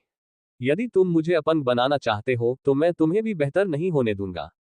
म्यू चेन ने अपना मन घुमाया और आध्यात्मिक ऊर्जा का प्रकाश चक्र जो अभी बना था धीरे धीरे घूमने लगा। उसके भीतर संग्रहित आध्यात्मिक ऊर्जा को उसने पूरी तरह से बाहर निकाल लिया। फिर वह निर्दयतापूर्वक उसके आभामंडल की ओर बढ़ती काली लपटों की ओर बढ़ गया। ची एड्स बाय पब फ्यूचर। काली लपटें आगे बढ़ती रहीं और जहां भी गुजरी, आध्यात्मिक ऊर्जा वाष्पित हो गई। यहां तक कि जब म्यू चेन ने काली लपटों को रोकने के लिए सब कुछ किया, तो वे केवल एक पल के लिए ही रुकी। यह स्पष्ट था कि यह नॉन-नेद बर्ड को नहीं रोक सकता था। 10 छोटी सांसों के भीतर काली लपटें पहले ही उन सभी आध्यात्मिक ऊर्जा अवरोधों को तोड़ चुकी थी जो म्यू चेन ने लगाए थे। अपने आभामंडल के बाहर नॉन-नेद बर्ड की आंखें काली लपटों पर उभरी हुई लग रही थी क्योंकि इसमें गर्व का एक स्पर्श दिखाई दे रहा था। स्विश। म्यू चेन की उग्र निगाहों के सामने काली लपटें हिलने लगीं और उसके आभामंडल में प्रवेश कर गईं। एक जलन भरी पीड़ा तुरंत बाहर निकली और म्यू चेन का चेहरा विकृत हो गया। वह देख सकता था कि नॉन-नेद बर्ड आध्यात्मिक ऊर्जा प्रकाश चक्र की ओर बढ़ रहा था जो उसके आभामंडल में प्रवेश करने के बाद बना था। उसने दहाड़ लगाए और उसे नष्ट करने का प्रयास किया। आध्यात्मिक ऊर्जा प्रकाश चक्र में वह सारी आध्यात्मिक ऊर्जा समाहित है जो म्यू चेन ने अपने जीवन में एकत्रित की थी। अगर इसे नष्ट कर दिया गया तो म्यू चेन के प्रशिक्षण के प्रयास तुरंत बर्बाद हो जाएंगे। यह स्पष्ट था कि म्यू चेन की योजनाएं ऐसे अस्तित्व के सामने पूरी तरह से शक्तिहीन थीं। यह अंतर कुछ ऐसा नहीं था जिसे योजनाएं पूरा कर सकती थी। इसलिए वह केवल गुस्से से अपने आध्यात्मिक ऊर्जा प्रकाश चक्र पर हमला करने वाले नॉन-नेद बर्ड को घूर सकता था। मैं तुम्हारे खिलाफ पूरी ताकत लगा दूंगा। अंतिम क्षणों में म्यू चेन ने एक उग्र चीख निकाली। उसने परवाह नहीं की और अपने आध्यात्मिक ऊर्जा प्रकाश चक्र को आत्मविनाश के लिए मजबूर किया। यह एकमात्र चीज थी जो वह अभी भी कर सकता था। हालांकि उसे बड़ी कीमत चुकानी पड़ेगी, फिर भी यह नॉन एडिबल द्वारा उसकी चेतना को मिटाने से बेहतर होगा। आध्यात्मिक ऊर्जा प्रकाश चक्र से रोशनी फूट पड़ी। इस तरह की आध्यात्मिक ऊर्जा भी अचानक विशेष रूप से हिंसक हो गई थी। लेकिन जब वह क्षण आया जब म्यू चेन नॉन एडिबल के खिलाफ अंत तक लड़ने जा रहा था, तो उसके आभामंडल में घंटी जैसी आवाज गूंजी। इस अजीब सी आवाज के तहत म्यू चेन का उग्र आध्यात्मिक ऊर्जा प्रकाश चक्र जो फटने वाला था, वास्तव में थोड़ा शांत हो गया। म्यू चेन ने यह दृश्य देखा और आध्यात्मिक ऊर्जा प्रकाश चक्र की सतह को घूरता रहा। उस स्थान पर काले कागज का एक पन्ना चुपचाप पड़ा हुआ था। ऐसा लगता है कि ध्वनि उसी स्थान से निकली थी। यह म्यू चेन रोना चाहता था, लेकिन आंसू नहीं बहे। रहस्यमयी काला कागज मिलने के बाद, जिसे वह पहचान नहीं पाया था, वह हमेशा उसके शरीर में रहा। इसने कभी कोई प्रभाव नहीं दिखाया, लेकिन कौन उम्मीद कर सकता था कि यह उस अंतिम क्षमता को दबा देगा जो इस महत्वपूर्ण क्षण में नॉन एडिबल के जीवन को खत्म कर सकती थी। जैसे ही आध्यात्मिक ऊर्जा प्रकाश चक्र को दबाया गया, नॉन एडिबल द्वारा बनाई गई काली लपटें करीब आ गईं। काली लपटों के कारण उसके आभामंडल के भीतर आध्यात्मिक ऊर्जा प्रकाश चक्र में विकृति के लक्षण दिखने लगे। सब खत्म हो गया। यह दृश्य देखकर म्यू चेन ने निराशा की सांस छोड़ी। डोंग, जब भयंकर काली लपटें आध्यात्मिक ऊर्जा प्रकाश चक्र से टकराने ही वाली थी, तो एक काली प्रकाश स्क्रीन नीचे उतर आई। टकराना। काली लपटें जो लगभग हमेशा हानिकारक होती थीं, वास्तव में पीछे हट गईं। फिर काली लपटों के भीतर नॉन एडिबल की आंखों में आश्चर्य का एक संकेत दिखाई दिया। म्यू चेन भी उस दृश्य को देखकर दंग रह गया। उसने जल्दी से काले कागज के पतले पन्ने को देखा। ऐसा इसलिए था क्योंकि उस पर से काले प्रकाश अवरोधक की एक पतली परत उतरी हुई थी। बस काले कागज के पन्ने से संस्कृत जैसी अजीब सी आवाज निकलने लगी। फिर हमेशा स्थिर रहने वाले काले कागज की सतह पर गहरे बैंगनी रंग की रोशनी उभरी। स्वूश। जब ये रोशनियां प्रकट हुई, तो वास्तव में एक गहरे बैंगनी प्रकाश अवरोध का निर्माण हुआ और इसने अपने भीतर नॉन एडिबल द्वारा निर्मित काली लपटों को ढक लिया। इस अप्रत्याशित घटना ने नॉन एडिबल को आश्चर्यचकित कर दिया। इसने जल्दी से प्रकाश अवरोध पर हमला किया। लेकिन म्यू चेन को जो बात चौंका गई वह ये थी कि प्रकाश अवरोध नॉन एडिबल के हमले के सामने पूरी तरह से स्थिर था। प्रकाश अवरोध बनने के बाद यह अंत नहीं था। नॉन एडिबल के नीचे एक बैंगनी प्रकाश इकट्ठा होना शुरू हुआ और धीरे धीरे बाहर की ओर फैल गया। यह वास्तव में बैंगनी मंडला फूलों में बदल गया। मंडल के फूल की पंखुड़ियों पर अस्पष्ट गहरे सुनहरे रंग की नक्काशी दिखाई दे रही थी। मंडल के फूल को देखते ही नॉन एडिबल की आंखों में तुरंत भय का भाव दिखाई दिया और वह भयभीत होकर चिल्लाने लगी। रहस्यमयी गहरे बैंगनी रंग का मंडला फूल एक पिंजरे की तरह था और इसने नॉन एडिबल द्वारा बनाई गई काली लपटों को घेर लिया। फिर यह धीरे धीरे बहकर पतले काले कागज के ऊपर आ गया। एक रहस्यमयी फूल पिंजरे ने नॉन एडिबल को पूरी तरह से अपने अंदर कैद कर लिया। जैसे ही नॉन एडिबल फंस गया, म्यू चेन के आभामंडल में उत्पात धीरे धीरे कम होने लगा। काली लपटें भी फीकी पड़ने लगी और वह एक मुट्ठी के आकार के छोटे नॉन एडिबल में बदल गया। वह गुस्से से संघर्ष कर रहा था, लेकिन वह गहरे बैंगनी रंग के मंडला फूल से बच नहीं सका। इसलिए वह केवल रुक सकता था और अपनी भयंकर और घृणित आंखें बंद कर सकता था, क्योंकि वह अवसर के लिए ताकत जुटाने की तैयारी कर रहा था। म्यू चेन पूरी तरह से स्तब्ध था, क्योंकि वह अपने आभामंडल में इस अजीब लड़ाई को देख रहा था। कुछ देर बाद ही वह अपने सदमे से उबर पाया। फिर वह काले कागज के पन्ने के ऊपर गहरे बैंगनी रंग के मंडला फूल को देखता रहा। इसका समाधान इस प्रकार हुआ। पब फ्यूचर द्वारा विज्ञापन।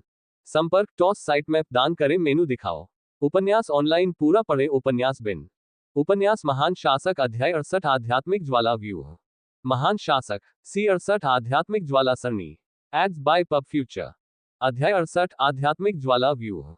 जब म्यू चेन सुबह उठा, तो उसका दिमाग अभी भी कुछ उलझन में था। अगर उसके आभा सागर में काले कागज के बैंगनी मंडल फूल और फंसे हुए नॉन एडिबल न होते, तो वह सोचता कि कल रात जो कुछ हुआ था वह सब एक सपना था। लानत है जानवर पर। म्यू चेन ने धीरे धीरे बहुत समय बाद स्थिति को स्वीकार कर लिया। उसने अपने चेहरे को बुरी तरह रगड़ा और गुस्से से कोसा। हालांकि नॉन एडिबल रहस्यमय काले कागज से पिंजरे में बंद था, फिर भी उसे बेचैनी महसूस हुई। आखिरकार नॉन एडिबल बहुत शक्तिशाली था। यह अभी बेहद कमजोर हो सकता है, लेकिन अगर भविष्य में नॉन एडिबल अपनी ताकत वापस पा लेने के बाद रहस्यमय काला कागज उसे रोक नहीं पाया, तो वह क्या करेगा? उसके शरीर में जो चीज बची थी, वह एक अस्थिर बम की तरह थी। यह उसे कभी भी पूरी तरह से असहाय बना सकती थी। नॉन एडिबल की क्रूरता और निर्दयता का स्वाद चखने के बाद ही म्यू चेन को एहसास हुआ कि उसे निगलने की उम्मीद करना कितना भोलापन था। 9 नेदरबर्ग के गर्व के साथ म्यू चेन गारंटी दे सकता था कि अगर कोई इसे जबरन निगलने की कोशिश करता है तो यह शापित जानवर कड़वे अंत तक लड़ेगा। इस प्रकार के आध्यात्मिक पशु के आत्मसार को धारण करने का क्या मतलब है? म्यू चेन ने अंततः 9 नेदरबर्ग को अंदर ही अंदर डांटने के बाद शांत किया। स्थिति पहले ही हो चुकी है, चाहे वह कितना भी गुस्सा क्यों ना निकाले, वह कुछ भी नहीं बदल सकता। सौभाग्य से उसके लिए 9 नेदरबर्ग वर्तमान में काले कागज में फंस गया था, इसलिए उसके पास 9 नेदरबर्ग से निपटने का तरीका सोचने के लिए कुछ समय था। वह अपने बिस्तर से उठा और कमरे से बाहर निकलने से पहले खुद को थोड़ा व्यवस्थित किया। फिर वह उस जगह पर चला गया जहां वह मिस्टर वेन लिंग से आध्यात्मिक सरणी के बारे में सीखेगा। ब्लैक एरी स्वैम्प ट्रिप के बाद म्यू चेन समझ गया था कि आध्यात्मिक सरणी कितनी अद्भुत है और इसमें उसकी रुचि काफी बढ़ गई। इसके अलावा जो वह व्यवस्थित करने में सक्षम था वे केवल छोटी आध्यात्मिक सरणी थी, उन्हें रैंक एक आध्यात्मिक सरणी भी नहीं माना जाता था। प्रशिक्षण कक्ष में जहां वह आमतौर पर अभ्यास करता था, म्यू चेन ने मिस्टर वेन लिंग को नहीं देखा। संभवतः वह बहुत पहले आ गया था। हालांकि वह अधीर नहीं था और कुशन पर क्रॉस लेग करके बैठ गया। फिर उसने एक विचारशील भाव प्रकट किया। अभी वह आधिकारिक तौर पर आध्यात्मिक रोटेशन चरण में आगे बढ़ चुका था और महसूस कर सकता था कि उसके शरीर के भीतर आध्यात्मिक ऊर्जा घनत्व में काफी वृद्धि हुई थी। इसके अलावा वह आध्यात्मिक ऊर्जा पर अपने नियंत्रण में और अधिक कुशल हो गया था। मुझे आश्चर्य है कि मैं कितनी आध्यात्मिक मुहरें संघनित कर पाऊंगा, म्यू चेन ने खुद से कहा, जैसे उसकी आंखों में उम्मीद की एक झलक दिखाई दे रही हो। उसने तुरंत अपनी हथेली को फैलाया और उसकी हथेली घूम गई। उसमें से गहरी काली आध्यात्मिक ऊर्जा निकली और उसकी हथेली को पूरी तरह से घेर लिया। म्यू चेन आध्यात्मिक ऊर्जा की गति और घनत्व से पूरी तरह संतुष्ट था। आध्यात्मिक रोटेशन चरण से जैसी उम्मीद थी, आध्यात्मिक ऊर्जा को जुटाने की दक्षता आध्यात्मिक आंदोलन चरण से कहीं ज्यादा थी। म्यू चेन की उंगलियों पर मौजूद गहरी काली आध्यात्मिक ऊर्जा जल्दी ही एकत्रित हो गई और बदल गई। 8 आध्यात्मिक मुहरें तेजी से लगातार संघनित होती दिखीं। फिर जब म्यू चेन ने अपनी उंगलियों को हिलाया तो 9वीं आध्यात्मिक मुहर चुपचाप संघनित हो गई। म्यू चेन ने 9वीं आध्यात्मिक मुहर को देखा, लेकिन वह यहीं नहीं रुका। गहरी काली आध्यात्मिक ऊर्जा लगातार घनीभूत होती रही और 10वीं, 11वीं आध्यात्मिक मुहर चमक उठी। अंत में आध्यात्मिक मुहरों की मात्रा 12वीं मुहर पर रुक गई। म्यू चेन ने अपनी हथेली पर 12 आध्यात्मिक मुहरें देखी। वह इस परिणाम से बस संतुष्ट ही था क्योंकि उसे लग रहा था कि यह उसके लिए सीमा नहीं थी। हालांकि वह अभी आध्यात्मिक रोटेशन चरण में आगे बढ़ा था और उसे स्थिर होने के लिए थोड़ा समय चाहिए था। जब ऐसा हुआ तो उसे विश्वास था कि वह बेहतर कर पाएगा। म्यू चेन ने जब अपनी प्रगति देखी तो वह मुस्कुराया। उसने अपना हाथ भींच लिया और 12 आध्यात्मिक मुहरें गायब हो गईं। इसके बाद दरवाजे के बाहर कदमों की आवाजें सुनाई देने लगी। फिर दरवाजा खोला गया और वेन लिंग अंदर आया। मिस्टर वेन, यह देखकर म्यू चेन जल्दी से उठकर वेन लिंग का अभिवादन किया। वेन लिंग ने अपने हाथ से इशारा किया और अपने सामने खड़े लड़के को घूरा। उसके सख्त चेहरे पर मुस्कान थी और उसने कहा, मैंने क्षेत्र के स्वामी से सुना है कि तुमने ब्लैक एरी दलदल में छोटे छोटे आध्यात्मिक तंत्रों का इस्तेमाल किया था। तुमने बहुत जल्दी सीख लिया है। वेन लिंग को म्यू फैंग ने म्यू चेन को आध्यात्मिक सरणी के बारे में सिखाने के लिए कहा था और बाद में वह आध्यात्मिक सरणी के लिए जल्दी से प्रवेश करने में सक्षम था। इससे उसे काफी प्रतिष्ठा मिली। हालांकि उसे यह स्वीकार करना चाहिए कि इसका अधिकांश हिस्सा इसलिए था क्योंकि म्यू चेन में आध्यात्मिक सरणी के पहलुओं में काफी प्रतिभा थी। म्यू चेन ने शर्मिंदगी से मुस्कुराते हुए कहा, उसने जो छोटे आध्यात्मिक उपकरण इस्तेमाल किए थे वे केवल कम बुद्धि वाले आध्यात्मिक जानवरों को ही धोखा दे सकते थे। आपको शायद अगले 2 दिनों तक अकेले ही अभ्यास करना होगा। वेन लिंग ने म्यू चेन को देखा और कहा, आपके पिता म्यू सिटी के भीतर रैंक 2 स्पिरिट कन्वर्जेंस एरे का निर्माण करने की योजना बना रहे हैं। स्पिरिट कन्वर्जेंस एरे का ये स्तर ऐसा नहीं है जिसे मैं अकेले व्यवस्थित कर सकता हूं। इसलिए आपके पिता ने मदद के लिए 3 अन्य रैंक 1 आध्यात्मिक एरे मास्टर्स को आमंत्रित करने के लिए बहुत बड़ी कीमत चुकाई।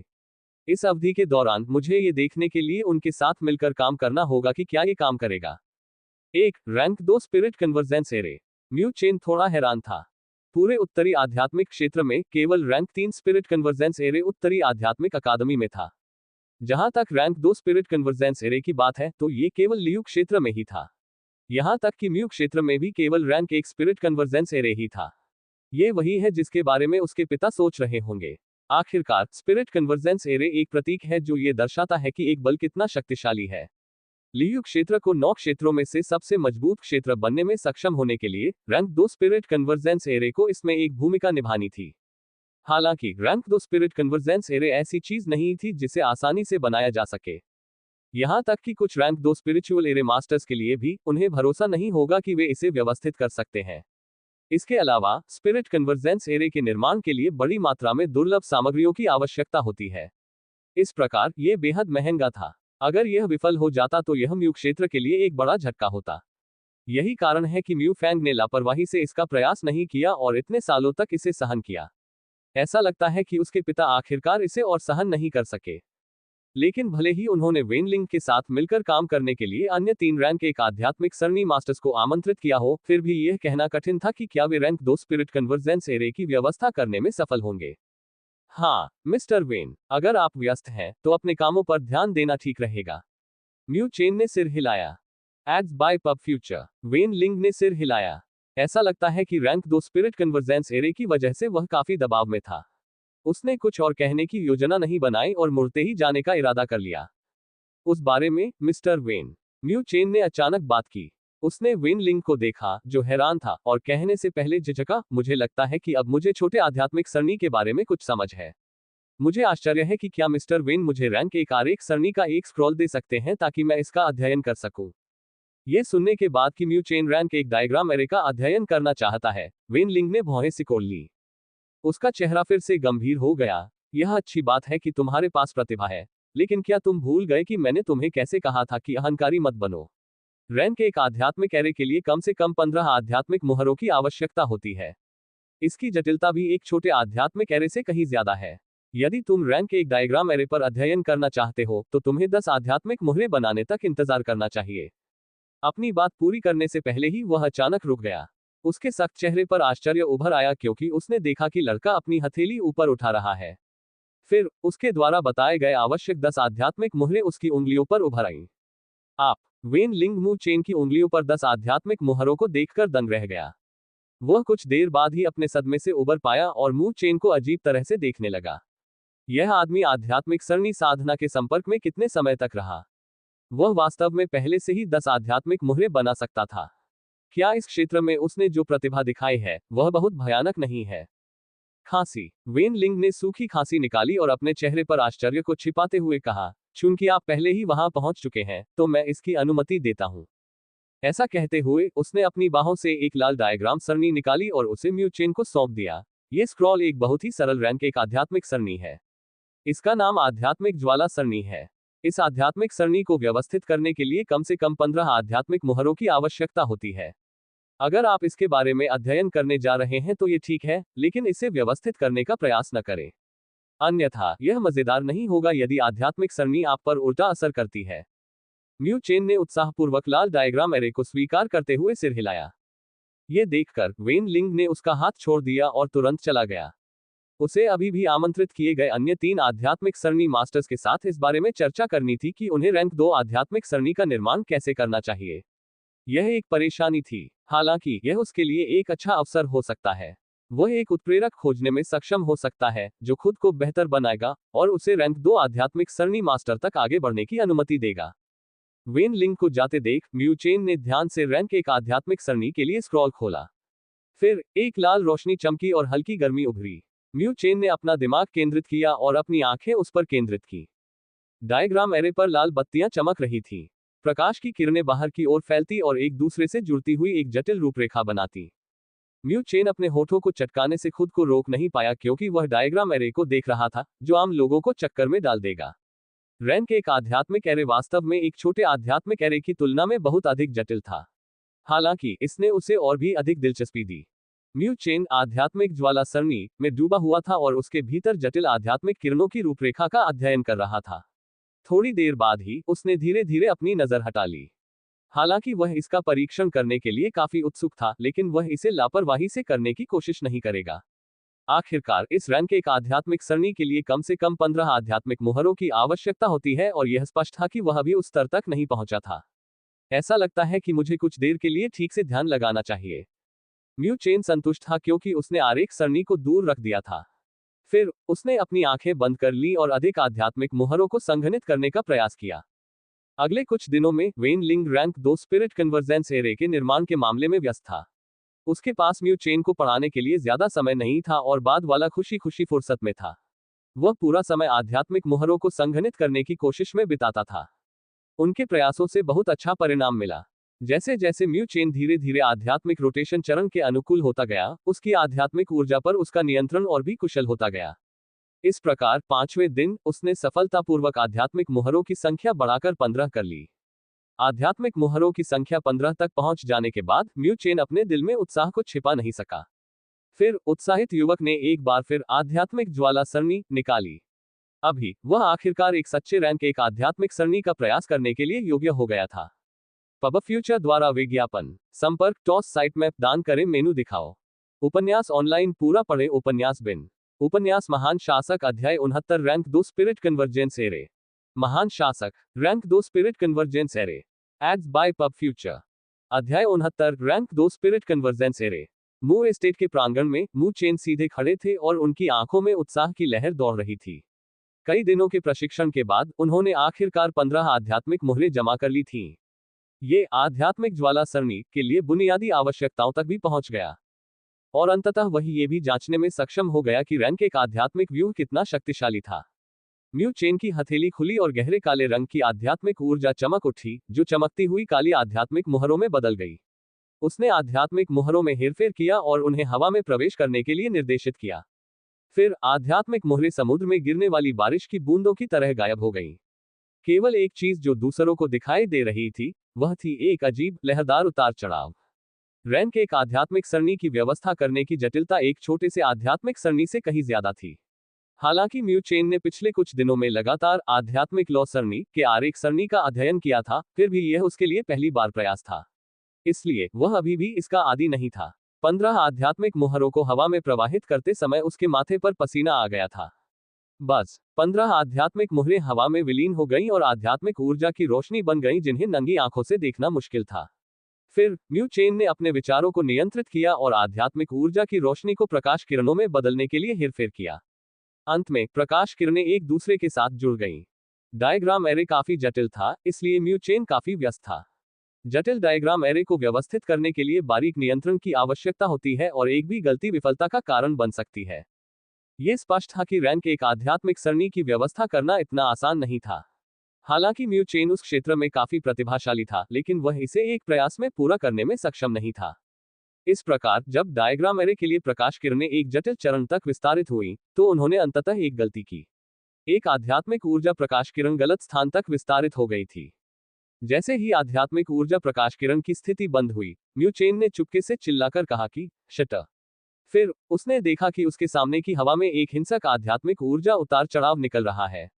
उस स्थान से एक उग्र लाल रंग निकला और आध्यात्मिक सरणी का अधूरा आकार धुंधला दिखाई दे रहा था। धमाका। उग्र लाल आध्यात्मिक ऊर्जा ने सीधे म्यू चेन के शरीर पर हमला किया और एक गहरी ध्वनि गूंजी। इसने म्यू चेन को दर्जनों मीटर पीछे उड़ा दिया और उसकी उदास उपस्थिति से ऐसा लग रहा था कि वह काफी अजीब था। इसके बाद म्यू चेन जमीन से ऊपर चढ़ गया।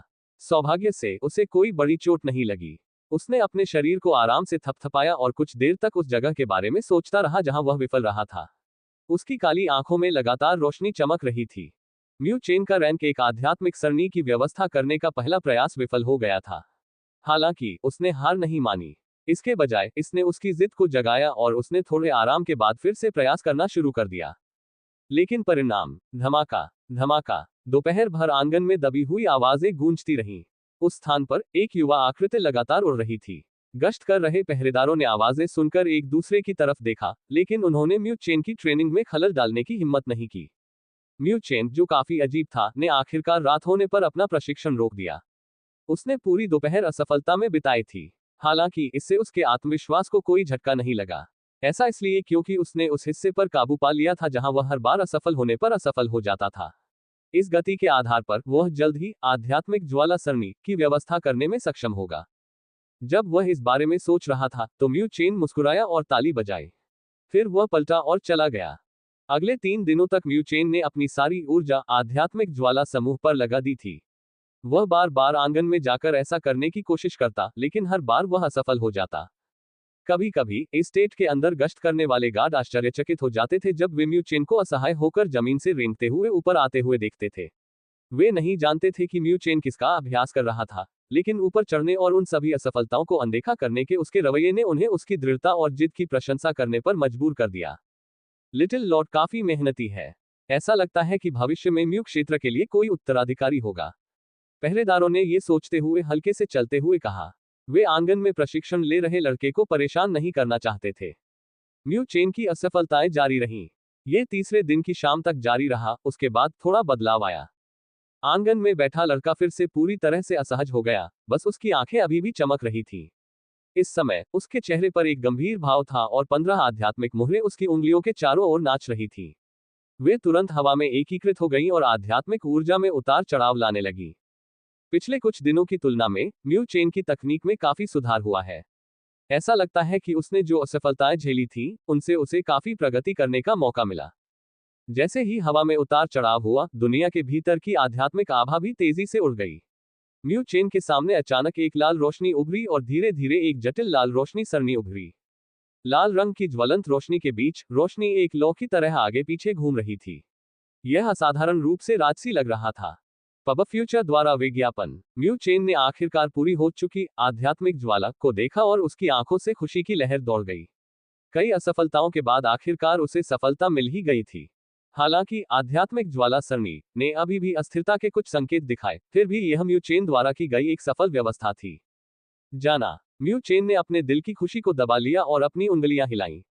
उसकी 2 उंगलियां मुड़ी नहीं थीं और आंगन में एक विशाल पत्थर की ओर इशारा कर रही थी जो पहाड़ की तरह था। भनभनाना। आध्यात्मिक ज्वाला समूह पर अचानक एक ज्वलंत प्रकाश उभरा। फिर एक लाल ज्वाला प्रकाश स्तंभ ज्वालामुखी की तरह फट गया। यह आध्यात्मिक समूह से भयंकर रूप से निकला और विशाल शिलाखंड पर बमबारी की। टकराना। इस समय धरती कांपने लगी। एक छोटे से कमरे जैसा विशालकाय पत्थर तुरंत टूट गया और बजरी बाहर निकल आई। इससे आंगन में एक बड़ी गंदगी फैल गई। क्या अद्भुत शक्ति है! म्यू चेन के चेहरे पर आश्चर्य की लहर दौड़ गई जब उसने आध्यात्मिक ज्वाला सरणी की शक्ति देखी। ये शक्ति शायद ऐसी थी जिसे आध्यात्मिक rotation stage middle phase powerhouse भी सहन नहीं कर सकता था। रैंक एक आध्यात्मिक सरणी वास्तव में अपनी प्रतिष्ठा की हकदार है, हालांकि उसके लिए भी खपत काफी अधिक थी। छोटे प्रभु। बाहर के पहरेदारों ने भी शोरगुल सुना और जल्दी से अंदर भागे। वे जमीन पर पड़ी गंदगी को देखकर दंग रह गए। पहले तो उन्होंने सोचा कि म्यू चेन पर दुश्मन का हमला हुआ है और वे जल्दी से वहां पहुंच गए। ये ठीक है, मैंने ये सब खुद ही किया है। म्यू चेन मुस्कुराया और अपना हाथ हिलाया। उसने अपनी अजीब शक्ल को देखा और असहाय होकर मुस्कुराया। फिर वह मुड़ा और खुद को साफ करने के लिए घर में घुस गया, जबकि पहरेदार एक दूसरे को देख रहे थे। लिटिल लॉर्ड इतना शक्तिशाली कब बन गया? उसने वास्तव में एक पहाड़ जैसी चट्टान को नष्ट कर दिया। यहां तक कि उनका कप्तान, जो आध्यात्मिक रोटेशन चरण तक पहुंच गया था, भी ऐसा नहीं कर सका। म्यू चेन ने खुद को साफ करने के बाद कमरे से बाहर निकलकर चुपचाप निकल गया, क्योंकि उसने देखा कि गार्ड आंगन की सफाई कर रहे थे। वह 2 दिनों तक रात भर आध्यात्मिक ज्वाला सरणी का अध्ययन करने के बाद काफी थक गया था। म्यू चेन इत्मीनान से म्यू एस्टेट से नीचे चला गया और मीटिंग रूम के पास चला गया। फिर उसने देखा कि उसके अंदर रोशनी थी। पहले से ही इतनी देर हो चुकी थी, फिर भी उसके पिता अभी भी कुछ मामलों के बारे में चर्चा कर रहे थे। म्यू चेन ने एक पल सोचा और वहां चला गया। उसने तुरंत मीटिंग रूम से आती हुई एक तेज आवाज सुनी। यह आवाज काफी जानी पहचानी थी, क्योंकि यह म्यू फैन के गुस्से में टेबल पर जोरदार तमाचा मारने की आवाज थी। उसके पिता बहुत दिनों से इतने क्रोधित नहीं हुए थे। आखिर क्या हुआ था? म्यू चेन एक क्षण के लिए हिचकिचाया, फिर उसने सुनने के लिए अपने कान तान दिए। मीटिंग रूम में म्यू फैंग का चेहरा गुस्से से काला पड़ गया था। उसके सामने रखी मेज को उसने टुकड़े टुकड़े कर दिया। वह खड़ा हुआ और गुस्से से चिल्लाया, ये लियू टेरिटरी के गधे हैं। उन्हें वाकई चुपके से हमें रोकना पसंद है। उसके बगल में झो ये भी उदास भाव में था और तुरंत चिल्लाया, वे कमीने। जब उन्होंने सुना कि हम रैंक 2 स्पिरिट कन्वर्जेंस एरे का निर्माण करने जा रहे हैं, तो उन्होंने सामग्री खरीदने और कई आध्यात्मिक एरे मास्टर्स को रोकने में बहुत पैसा खर्च किया। हमारे पास बची हुई सामग्री के साथ हम फिर से असफल नहीं हो सकते। म्यू फैंग ने अपनी मुट्ठी कसकर बंद की और कमरे में मौजूद अन्य 4 लोगों को देखा। कमरे में मौजूद लोगों में से एक वेन लिंग था। बाकी सभी लोग मध्यम आयु वर्ग के व्यक्ति थे। वे शायद वे 3 अन्य रैंक 1 आध्यात्मिक सरणी मास्टर्स होंगे जिन्हें म्यू फैंग ने आमंत्रित किया था। Mister Wenling, rank 2 spirit convergence array का निर्माण करने के लिए अब हमें और किन कठिनाइयों का सामना करना पड़ रहा है? म्यू फैंग ने अपनी आवाज कम की और धीरे से पूछा। वेनलिंग ने आह भरी और कहा, क्षेत्र के स्वामी, हमने पिछले कुछ दिनों में एक बार प्रयास किया है। हालांकि यह विफलता में समाप्त हो गया और हमने बहुत सारी सामग्री बर्बाद कर दी। हमारे अनुमान के आधार पर हमें मदद के लिए शायद एक और रैंक 1 आध्यात्मिक सरणी मास्टर की आवश्यकता है। झो ये ने भौहें सिकोड़ते हुए कहा, हमने मूल रूप से म्यू क्षेत्र के सभी आध्यात्मिक एरे मास्टर्स को आमंत्रित किया है। लियू क्षेत्र की बाधा के साथ शायद एक और रैंक एक आध्यात्मिक एरे मास्टर को ढूंढना मुश्किल होगा। वेन लिंग ने एक कड़वी हंसी निकाली। उसे भी पता था कि यह परेशानी भरा था, लेकिन कोई दूसरा रास्ता नहीं था। उन्होंने पहले भी ऐसा करने की कोशिश की थी और जानते थे कि सिर्फ उन चारों के साथ यह संभव नहीं था। जो ये म्यू फैंग की आंखें चमक उठी और उन्होंने तुरंत अपना हाथ लहराते हुए कहा, आध्यात्मिक सरणी मास्टर्स को संदेश भेजे जिन्हें लियू क्षेत्र ने दूर कर दिया था कि म्यू क्षेत्र जो कुछ भी लियू क्षेत्र ने उनसे वादा किया था उसे दोगुना कर देगा जब तक वे म्यू क्षेत्र की मदद करते हैं। जो ये चौंक गया। इसका मतलब है कि उन्हें बहुत बड़ी कीमत चुकानी पड़ेगी। इसके अलावा इन शब्दों का मतलब है कि चालाक आध्यात्मिक सरणी मास्टर्स शायद उनसे हर आखिरी बिट निचोड़ने का अवसर लेंगे। अगर ऐसा है तो यह उनके सामने मौजूद अन्य 3 आध्यात्मिक सरणी मास्टर्स के साथ अन्याय होगा। यह आसानी से दिखा देगा कि वे अन्याय कर रहे थे। इस बारे में सोचते हुए उसने अन्य 3 आध्यात्मिक गुरुओं की ओर देखा। जैसी कि उम्मीद थी, वे कुछ हद तक अस्वाभाविक थे। क्षेत्र के स्वामी को ये शब्द गुस्से में नहीं कहने चाहिए। इससे हम टूटकर बिखर सकते हैं। वेन लिंग ने व्यंग्यात्मक मुस्कान के साथ कहा। इस समय म्यू फैंग जाग गया था। उसने पहले अन्य 3 आध्यात्मिक सरणी मास्टर्स को मुट्ठी बांध कर देखा और फिर वापस बैठ गया और उदास भाव से अपने दांत पीस रहा था। अभी म्यू क्षेत्र के बारे में खबर फैल गई है कि वह रैंक 2 स्पिरिट कन्वर्जेंस सरणी का निर्माण करना चाहता है। अगर वे इसे पूरा करने में सक्षम नहीं थे तो वे एक मजाक बन जाएंगे। बैठक कक्ष में पुनः सन्नाटा छा गया तथा माहौल काफी निराशाजनक हो गया। चरमराहट। जब सब चुप थे तभी अचानक से कसकर बंद दरवाजा खोला गया। म्यू फैंग ने भौहें सिकुड़ी और चिल्लाने ही वाला था, लेकिन म्यू चेन की आकृति देखकर उसने तुरंत अपनी आवाज बंद कर ली। म्यू चेन ने म्यू फैंग की ओर मुस्कुराते हुए कहा, मिस्टर वेन, मैं देख रहा हूं कि आप एक आध्यात्मिक सरणी मास्टर को भूल गए हैं। क्या ये ठीक रहेगा अगर मैं वह स्थान ले लूं? Ads by pub future. संपर्क टॉस साइट मैप दान करें मेनू दिखाओ।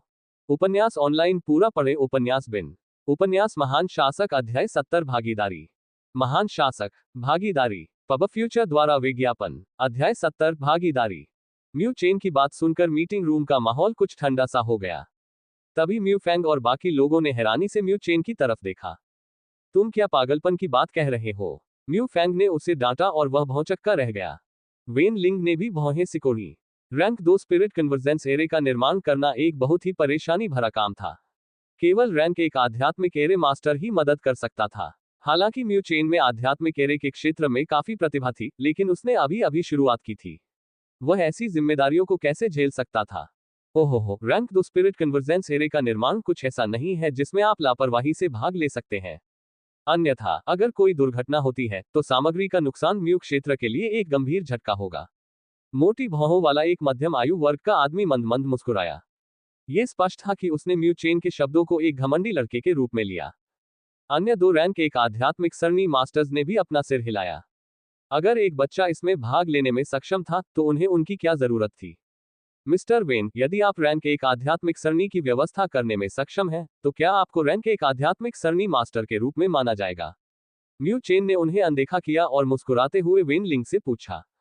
वेन लिंग ने झिझकते हुए कहा, व्यापक अर्थ में ये सच है। मैंने पहले ही रैंक 1 आध्यात्मिक सरणी, आध्यात्मिक ज्वाला सरणी को सफलतापूर्वक व्यवस्थित कर लिया है, जिसे आपने मुझे सौंपा था। म्यू चेन ने कहा। वेन लिंग की आवाज अचानक बंद हो गई।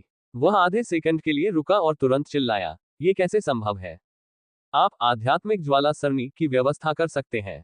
अन्य 3 रैंक 1 आध्यात्मिक सरणी मास्टर्स अविश्वास में म्यू चेन को घूर रहे थे। वे विश्वास नहीं कर पा रहे थे कि एक युवा लड़का उनके समान स्तर तक पहुंच सकता है। म्यू फैंग और झोउ ये भी हैरानी भरे भाव से म्यू चेन को घूर रहे थे। हालांकि वे दोनों म्यू चेन को अच्छी तरह से जानते थे। म्यू चेन उनके सामने बेतरतीब ढंग से बकवास नहीं करेगा। अगर वह कहता है कि वह आध्यात्मिक ज्वाला सरणी की व्यवस्था कर सकता है, तो इसमें कुछ हद तक सच्चाई थी। आप। वेन लिंग भी सदमे से उबर गया और म्यू चेन को संदेह से देखने लगा, जैसे कि उसे अभी भी उस पर विश्वास नहीं हो रहा हो। अगर ऐसा है तो इसे हमारे सामने व्यवस्थित करने का प्रयास करें। म्यू चेन खुद को सिर हिलाने से रोक नहीं पाया। उसने अपना हाथ पकड़ लिया और काली आध्यात्मिक ऊर्जा संघनित हो गई। फिर 15 काली आध्यात्मिक मुहरें चमक उठी। जैसे ही यह बनी, वह वास्तव में 15 आध्यात्मिक मुहरें बनाने में सक्षम है। 3 रैंक 1 आध्यात्मिक सरणी मास्टर्स के चेहरे गंभीर हो गए जब उन्होंने ये देखा। वे केवल 17 आध्यात्मिक मुहरों को संघनित करने में सक्षम थे, और अब एक लड़का जो केवल अपनी किशोरावस्था में था, पहले से ही लगभग उनके बराबर आ गया था। आध्यात्मिक सरणी के संबंध में उसकी प्रतिभा कितनी भयावह थी। वेन लिंग का मुंह खुला का खुला रह गया जब उसने 15 आध्यात्मिक मुहरें देखी। हालांकि उसने कुछ नहीं कहा। उसने पहले ही अपने दिल में म्यू चेन की बातों पर विश्वास कर लिया था। म्यू चेन का चेहरा गंभीर हो गया और उसने अपनी 10 उंगलियां हिलाई। 15 आध्यात्मिक मुहरें हवा में उड़ गईं और हवा में एकीकृत हो गईं। फिर उसके हाथ तेजी से मुहरें बदल रहे थे। भनभनाना। जैसे ही म्यू चेन की मुहरें बदली, वहां मौजूद हर कोई महसूस कर सकता था कि कमरे का तापमान तेजी से बढ़ रहा है। दुनिया के भीतर की आध्यात्मिक ऊर्जा तेजी से उनके सामने हवा में इकट्ठा हो रही थी। घटनास्थल पर मौजूद सभी लोग तीव्र धारणा वाले व्यक्ति थे, इसलिए वे हवा में तेजी से बन रहे जटिल प्रकाश आरेख को स्पष्ट रूप से देख सकते थे। आग की एक रोशनी सरणी के माध्यम से फैल गई। धीरे धीरे समय बीतता गया। कुछ देर बाद म्यू चेन ने आखिरकार अपने हाथों को बदलना बंद कर दिया। उनके सामने हवा में एक ज्वलंत लाल आध्यात्मिक सरणी धीरे धीरे उभरी और उसने आधे मीटिंग रूम को घेर लिया। यह वेन लिंग के चेहरे पर एक जटिल भाव था, क्योंकि वह गठित आध्यात्मिक सरणी को देख रहा था। वह आहें भरते हुए कह सका, यह निश्चित रूप से आध्यात्मिक ज्वाला सरणी है। उसके बगल में खड़े अन्य 3 रैंक एक आध्यात्मिक एरे मास्टर्स ने एक दूसरे को देखा। वे तुरंत एक कड़वी हंसी के साथ हंस पड़े। एक लड़का, जो अपनी किशोरावस्था में था, रैंक एक आध्यात्मिक एरे मास्टर था। यह पहली बार था जब उन्होंने अपने जीवन में ऐसा देखा था। म्यू क्षेत्र का छोटा भगवान किस तरह का सनकी है। म्यू फैंग और झो ये की आंखें खुशी से भर गईं। म्यू फैंग ने खड़े होकर म्यू चेन के कंधे को थपथपाया और मुस्कुराते हुए कहा, अच्छा बेटा, ऐसा लगता है कि तुम्हें इसमें अपनी मां की प्रतिभा विरासत में मिली है। पब फ्यूचर द्वारा विज्ञापन। इसमें मेरे प्रयासों को अनदेखा मत करो, ठीक है? म्यू चेन ने असहाय होकर कहा। अगर उसने 1 सप्ताह पूरी तरह से आध्यात्मिक ज्वाला सरणी का अध्ययन करने में नहीं बिताया होता और कई असफलताओं का सामना करने के बाद आगे नहीं बढ़ा होता, तो वह कैसे सफल हो सकता था? म्यू फैंग ने सिर हिलाते हुए मुस्कुराया। वह अपनी आंखों में गर्व और संतुष्टि को छिपा नहीं सका। उसे रोकने के लिए लियू क्षेत्र के प्रति उसका गुस्सा इस पल पूरी तरह से गायब हो गया था। मिस्टर वेन, आप म्यू चेन के बारे में क्या सोचते हैं? क्या वह मदद कर पाएगा? म्यू फैंग ने वेन लिंग की ओर देखा और पूछा। वेन लिंग ने एक पल के लिए सोचा और कहा, यह सच है कि म्यू चेन आध्यात्मिक लॉ सरणी को संघनित करने में सक्षम है। हालांकि उसने अभी अभी शुरुआत की है और उसे एक सच्चा रैंक एक आध्यात्मिक सरणी मास्टर नहीं माना जा सकता है। आखिरकार उसे अभी भी अपने अनुभव और दृष्टि को बेहतर बनाने की जरूरत है। म्यू फैंग ने म्यू चेन की तरफ देखा और अपना सिर भी हिलाया। वास्तव में इस क्षेत्र में म्यू चेन चाहे कितना भी प्रतिभाशाली क्यों ना हो, अनुभव ऐसी चीज नहीं थी जो उसे बिना किसी कारण के मिल जाए। म्यू चेन का चेहरा थोड़ा खट्टा हो गया। ओहो, लेकिन अनुभव धीरे धीरे जमा होने से आता है। रैंक 2 स्पिरिट कन्वर्जेंस एरे का निर्माण करना उसके लिए एक बढ़िया अवसर हो सकता है। अभी वह इसमें भाग लेने के लिए मुश्किल से योग्य है। वेन लिंग ने म्यू चेन को देखा, जो कड़वा था, और मुस्कुराया। फिर उसकी आवाज का स्वर बदल गया। म्यू चेन की आंखों से आश्चर्य की झलक तुरंत ही छलक पड़ी। उसने मुस्कुराते हुए कहा, तो धन्यवाद मिस्टर वेन। वेन लिंग ने अपना हाथ हिलाया। म्यू चेन को घूरने वाली आंखें आश्चर्यजनक रूप से कोमल प्रकाश से भर गईं। यहां तक कि वह भी ऐसे प्रतिभाशाली लड़के के प्रति कुछ प्यार दिखाने से खुद को रोक नहीं सका। हालांकि उसे ये भी जल्दी ही समझ में आ गया कि वह शायद अपनी प्रतिभा के कारण म्यू चेन को ज्यादा मार्गदर्शन नहीं दे पाएगा। ऐसा इसलिए क्योंकि म्यू चेन के लिए उससे आगे निकल जाना एक आसान काम था। अन्य 3 रैंक एक आध्यात्मिक सरणी मास्टर्स ने यह सुनने के बाद मना नहीं किया। यह स्पष्ट था कि वे म्यू चेन के पिछले प्रदर्शन से हिल गए थे। वेन लिंग के अनुसार म्यू चेन को अभी 1 महीने से आध्यात्मिक सरणी के संपर्क में नहीं आया था, फिर भी उसकी क्षमताएं उनसे आगे निकलने वाली थी। शायद ये लड़का जल्द ही उत्तरी आध्यात्मिक क्षेत्र के भीतर सबसे शक्तिशाली आध्यात्मिक सरणी मास्टर बन जाएगा। मैं कल म्यू चेन को अपने साथ स्पिरिट कन्वर्जेंस एरे के स्थान पर ले जाऊंगा। हम उसे इससे परिचित कराएंगे और कुछ दिनों के बाद इसे आजमाएंगे। क्या होगा? वेन लिंग ने म्यू फैंग की ओर देखा और पूछा। ठीक है। म्यू फैंग ने कोई आपत्ति नहीं की। जब तक म्यू चेन आध्यात्मिक सारणी पर अपनी समझ को बेहतर बनाने में सक्षम था, तब तक उसे दर्द महसूस नहीं होगा, भले ही म्यू चेन को उनके द्वारा एकत्र की गई सभी सामग्रियों को बर्बाद करना पड़े। चूंकि उन्होंने पहले ही अपना निर्णय ले लिया था, इसलिए वेन लिंग और अन्य लोगों ने जाने से पहले म्यू फैंग के साथ विस्तार से चर्चा की। बेटा, तुम्हें कल मिस्टर वेन लिंग का अनुसरण करना चाहिए और ठीक से सीखना चाहिए। सिर्फ अपनी प्रतिभा से संतुष्ट मत हो। आध्यात्मिक सरणी में साधना ऐसी चीज नहीं है जिसमें तुम सिर्फ प्रतिभा से आगे बढ़ सकते हो। म्यू फैंग ने वेन लिंग और अन्य लोगों को जाते हुए देखा और फिर म्यू चेन से बात करने के लिए मुड़ा। चाहे कुछ भी हो, आपको आध्यात्मिक ऊर्जा साधना में साधारण होने पर भी आध्यात्मिक सरणी साधना में साधारण नहीं होना चाहिए। अन्यथा आप अपनी मां को अपमानित करेंगे। म्यू चेन ने अपनी आंखें घुमाई और पूछे बिना नहीं रह सका, माँ वास्तव में एक अद्भुत आध्यात्मिक गुरु है। आध्यात्मिक श्रृंखलाओं में आपकी माँ की उपलब्धि उत्तरी आध्यात्मिक क्षेत्र में बेजोड़ कही जा सकती है। संभवतः 5 महान अकादमियों में भी कोई भी उनकी बराबरी नहीं कर पाएगा। मू फेंग ने हल्की मुस्कान के साथ कहा। वह इतनी अद्भुत थी। म्यू चेन थोड़ा स्तब्ध था। अगर यह उत्तरी आध्यात्मिक क्षेत्र के भीतर आध्यात्मिक सरणी मास्टर्स होता तो वह इसे सहन कर सकता था। लेकिन 5 महान अकादमियां किस तरह की जगह है? उस जगह पर सबसे मजबूत आध्यात्मिक सरणी मास्टर्स शायद एक सनक पर एक आत्मा मंच पावरहाउस का सफाया कर सकते हैं। उसकी माँ वास्तव में इतनी अद्भुत थी। लेकिन अगर माँ इतनी अद्भुत है तो पिताजी, क्या आपको बहुत दबाव महसूस नहीं होता? म्यू चेन ने अचानक म्यू फैंग की ओर देखा और मजाक किया। जब मैं पहली बार आपकी माँ से मिला तो उनकी ताकत किसी तरह अविश्वसनीय रूप से कम स्तर पर बंद थी। उस समय मैंने उनके साथ एक आम कमजोर महिला की तरह व्यवहार किया और रास्ते में उनकी रक्षा की। अंत में मैं लगभग मर गया। म्यू फैंग मुस्कुराया। फिर उसने अपनी आंखों में कुछ गर्व दिखाया और कहा, किसने सोचा होगा कि वह इतनी शक्तिशाली बन जाएगी? हालांकि आपकी माँ बहुत कोमल है, इसलिए मुझे कोई दबाव क्यों महसूस होगा? तो तुमने उसका फायदा उठाया जब वह खतरनाक स्थिति में थी। जब माँ ने अपनी ताकत को सील कर दिया था तो ये तब हुआ होगा जब उसने अपनी सुरक्षा को सबसे कम कर दिया था। अन्यथा वो तुम्हें क्यों पसंद करती, पिताजी? म्यू चेन ने कहा, क्योंकि वह स्थिति को समझता था। अरे यार, तू तो पिटाई चाहता है। म्यू फैंग ने आखिरकार शर्म को गुस्से में बदल दिया और म्यू चेन को मारने का नाटक किया। हालांकि म्यू चेन हंसते हुए भाग गया और पीछे म्यू फैंग को छोड़ गया। वो लड़का। म्यू फैंग ने अपनी मुठ्ठियां हटा ली और तुरंत प्रसन्नतापूर्वक मुस्कुराते हुए कहा, जिंग, हमारा बेटा दिन ब दिन अद्भुत होता जा रहा है। मुझे लगता है कि वह भविष्य में तुमसे आगे निकल सकता है। जब ऐसा होगा तो वह समय होगा जब हमारा परिवार फिर से एक हो जाएगा। इतनी देर तक बात करने के बाद उसे कुछ याद आ गया और उसकी आंखों में अंधेरा छा गया। उसने अपने हाथों को कसकर जकड़ लिया और उसका झुका हुआ चेहरा एकदम काला पड़ गया। आप मुझे नीची नजर से देख सकते हैं। मुझे इसकी परवाह नहीं है।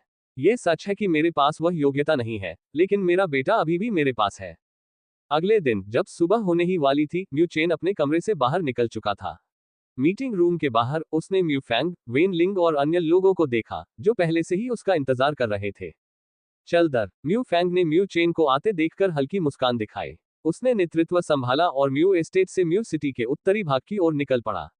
उस स्थान पर एक विशाल चौक था। यह वह स्थान था जहां म्यू क्षेत्र के रक्षक प्रतिदिन प्रशिक्षण लेते थे।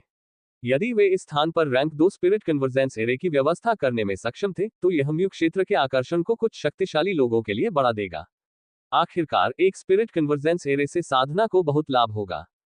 अभी म्यू क्षेत्र के गार्ड द्वारा चौक को पहले ही अलग कर दिया गया था। म्यू फैंग और अन्य लोगों ने चौक में प्रवेश किया और अपने कदम रोक दिए। फिर वे सामने की ओर गर्मजोशी से देखने लगे। पब फ्यूचर द्वारा विज्ञापन। संपर्क टॉस साइट मैप दान करें।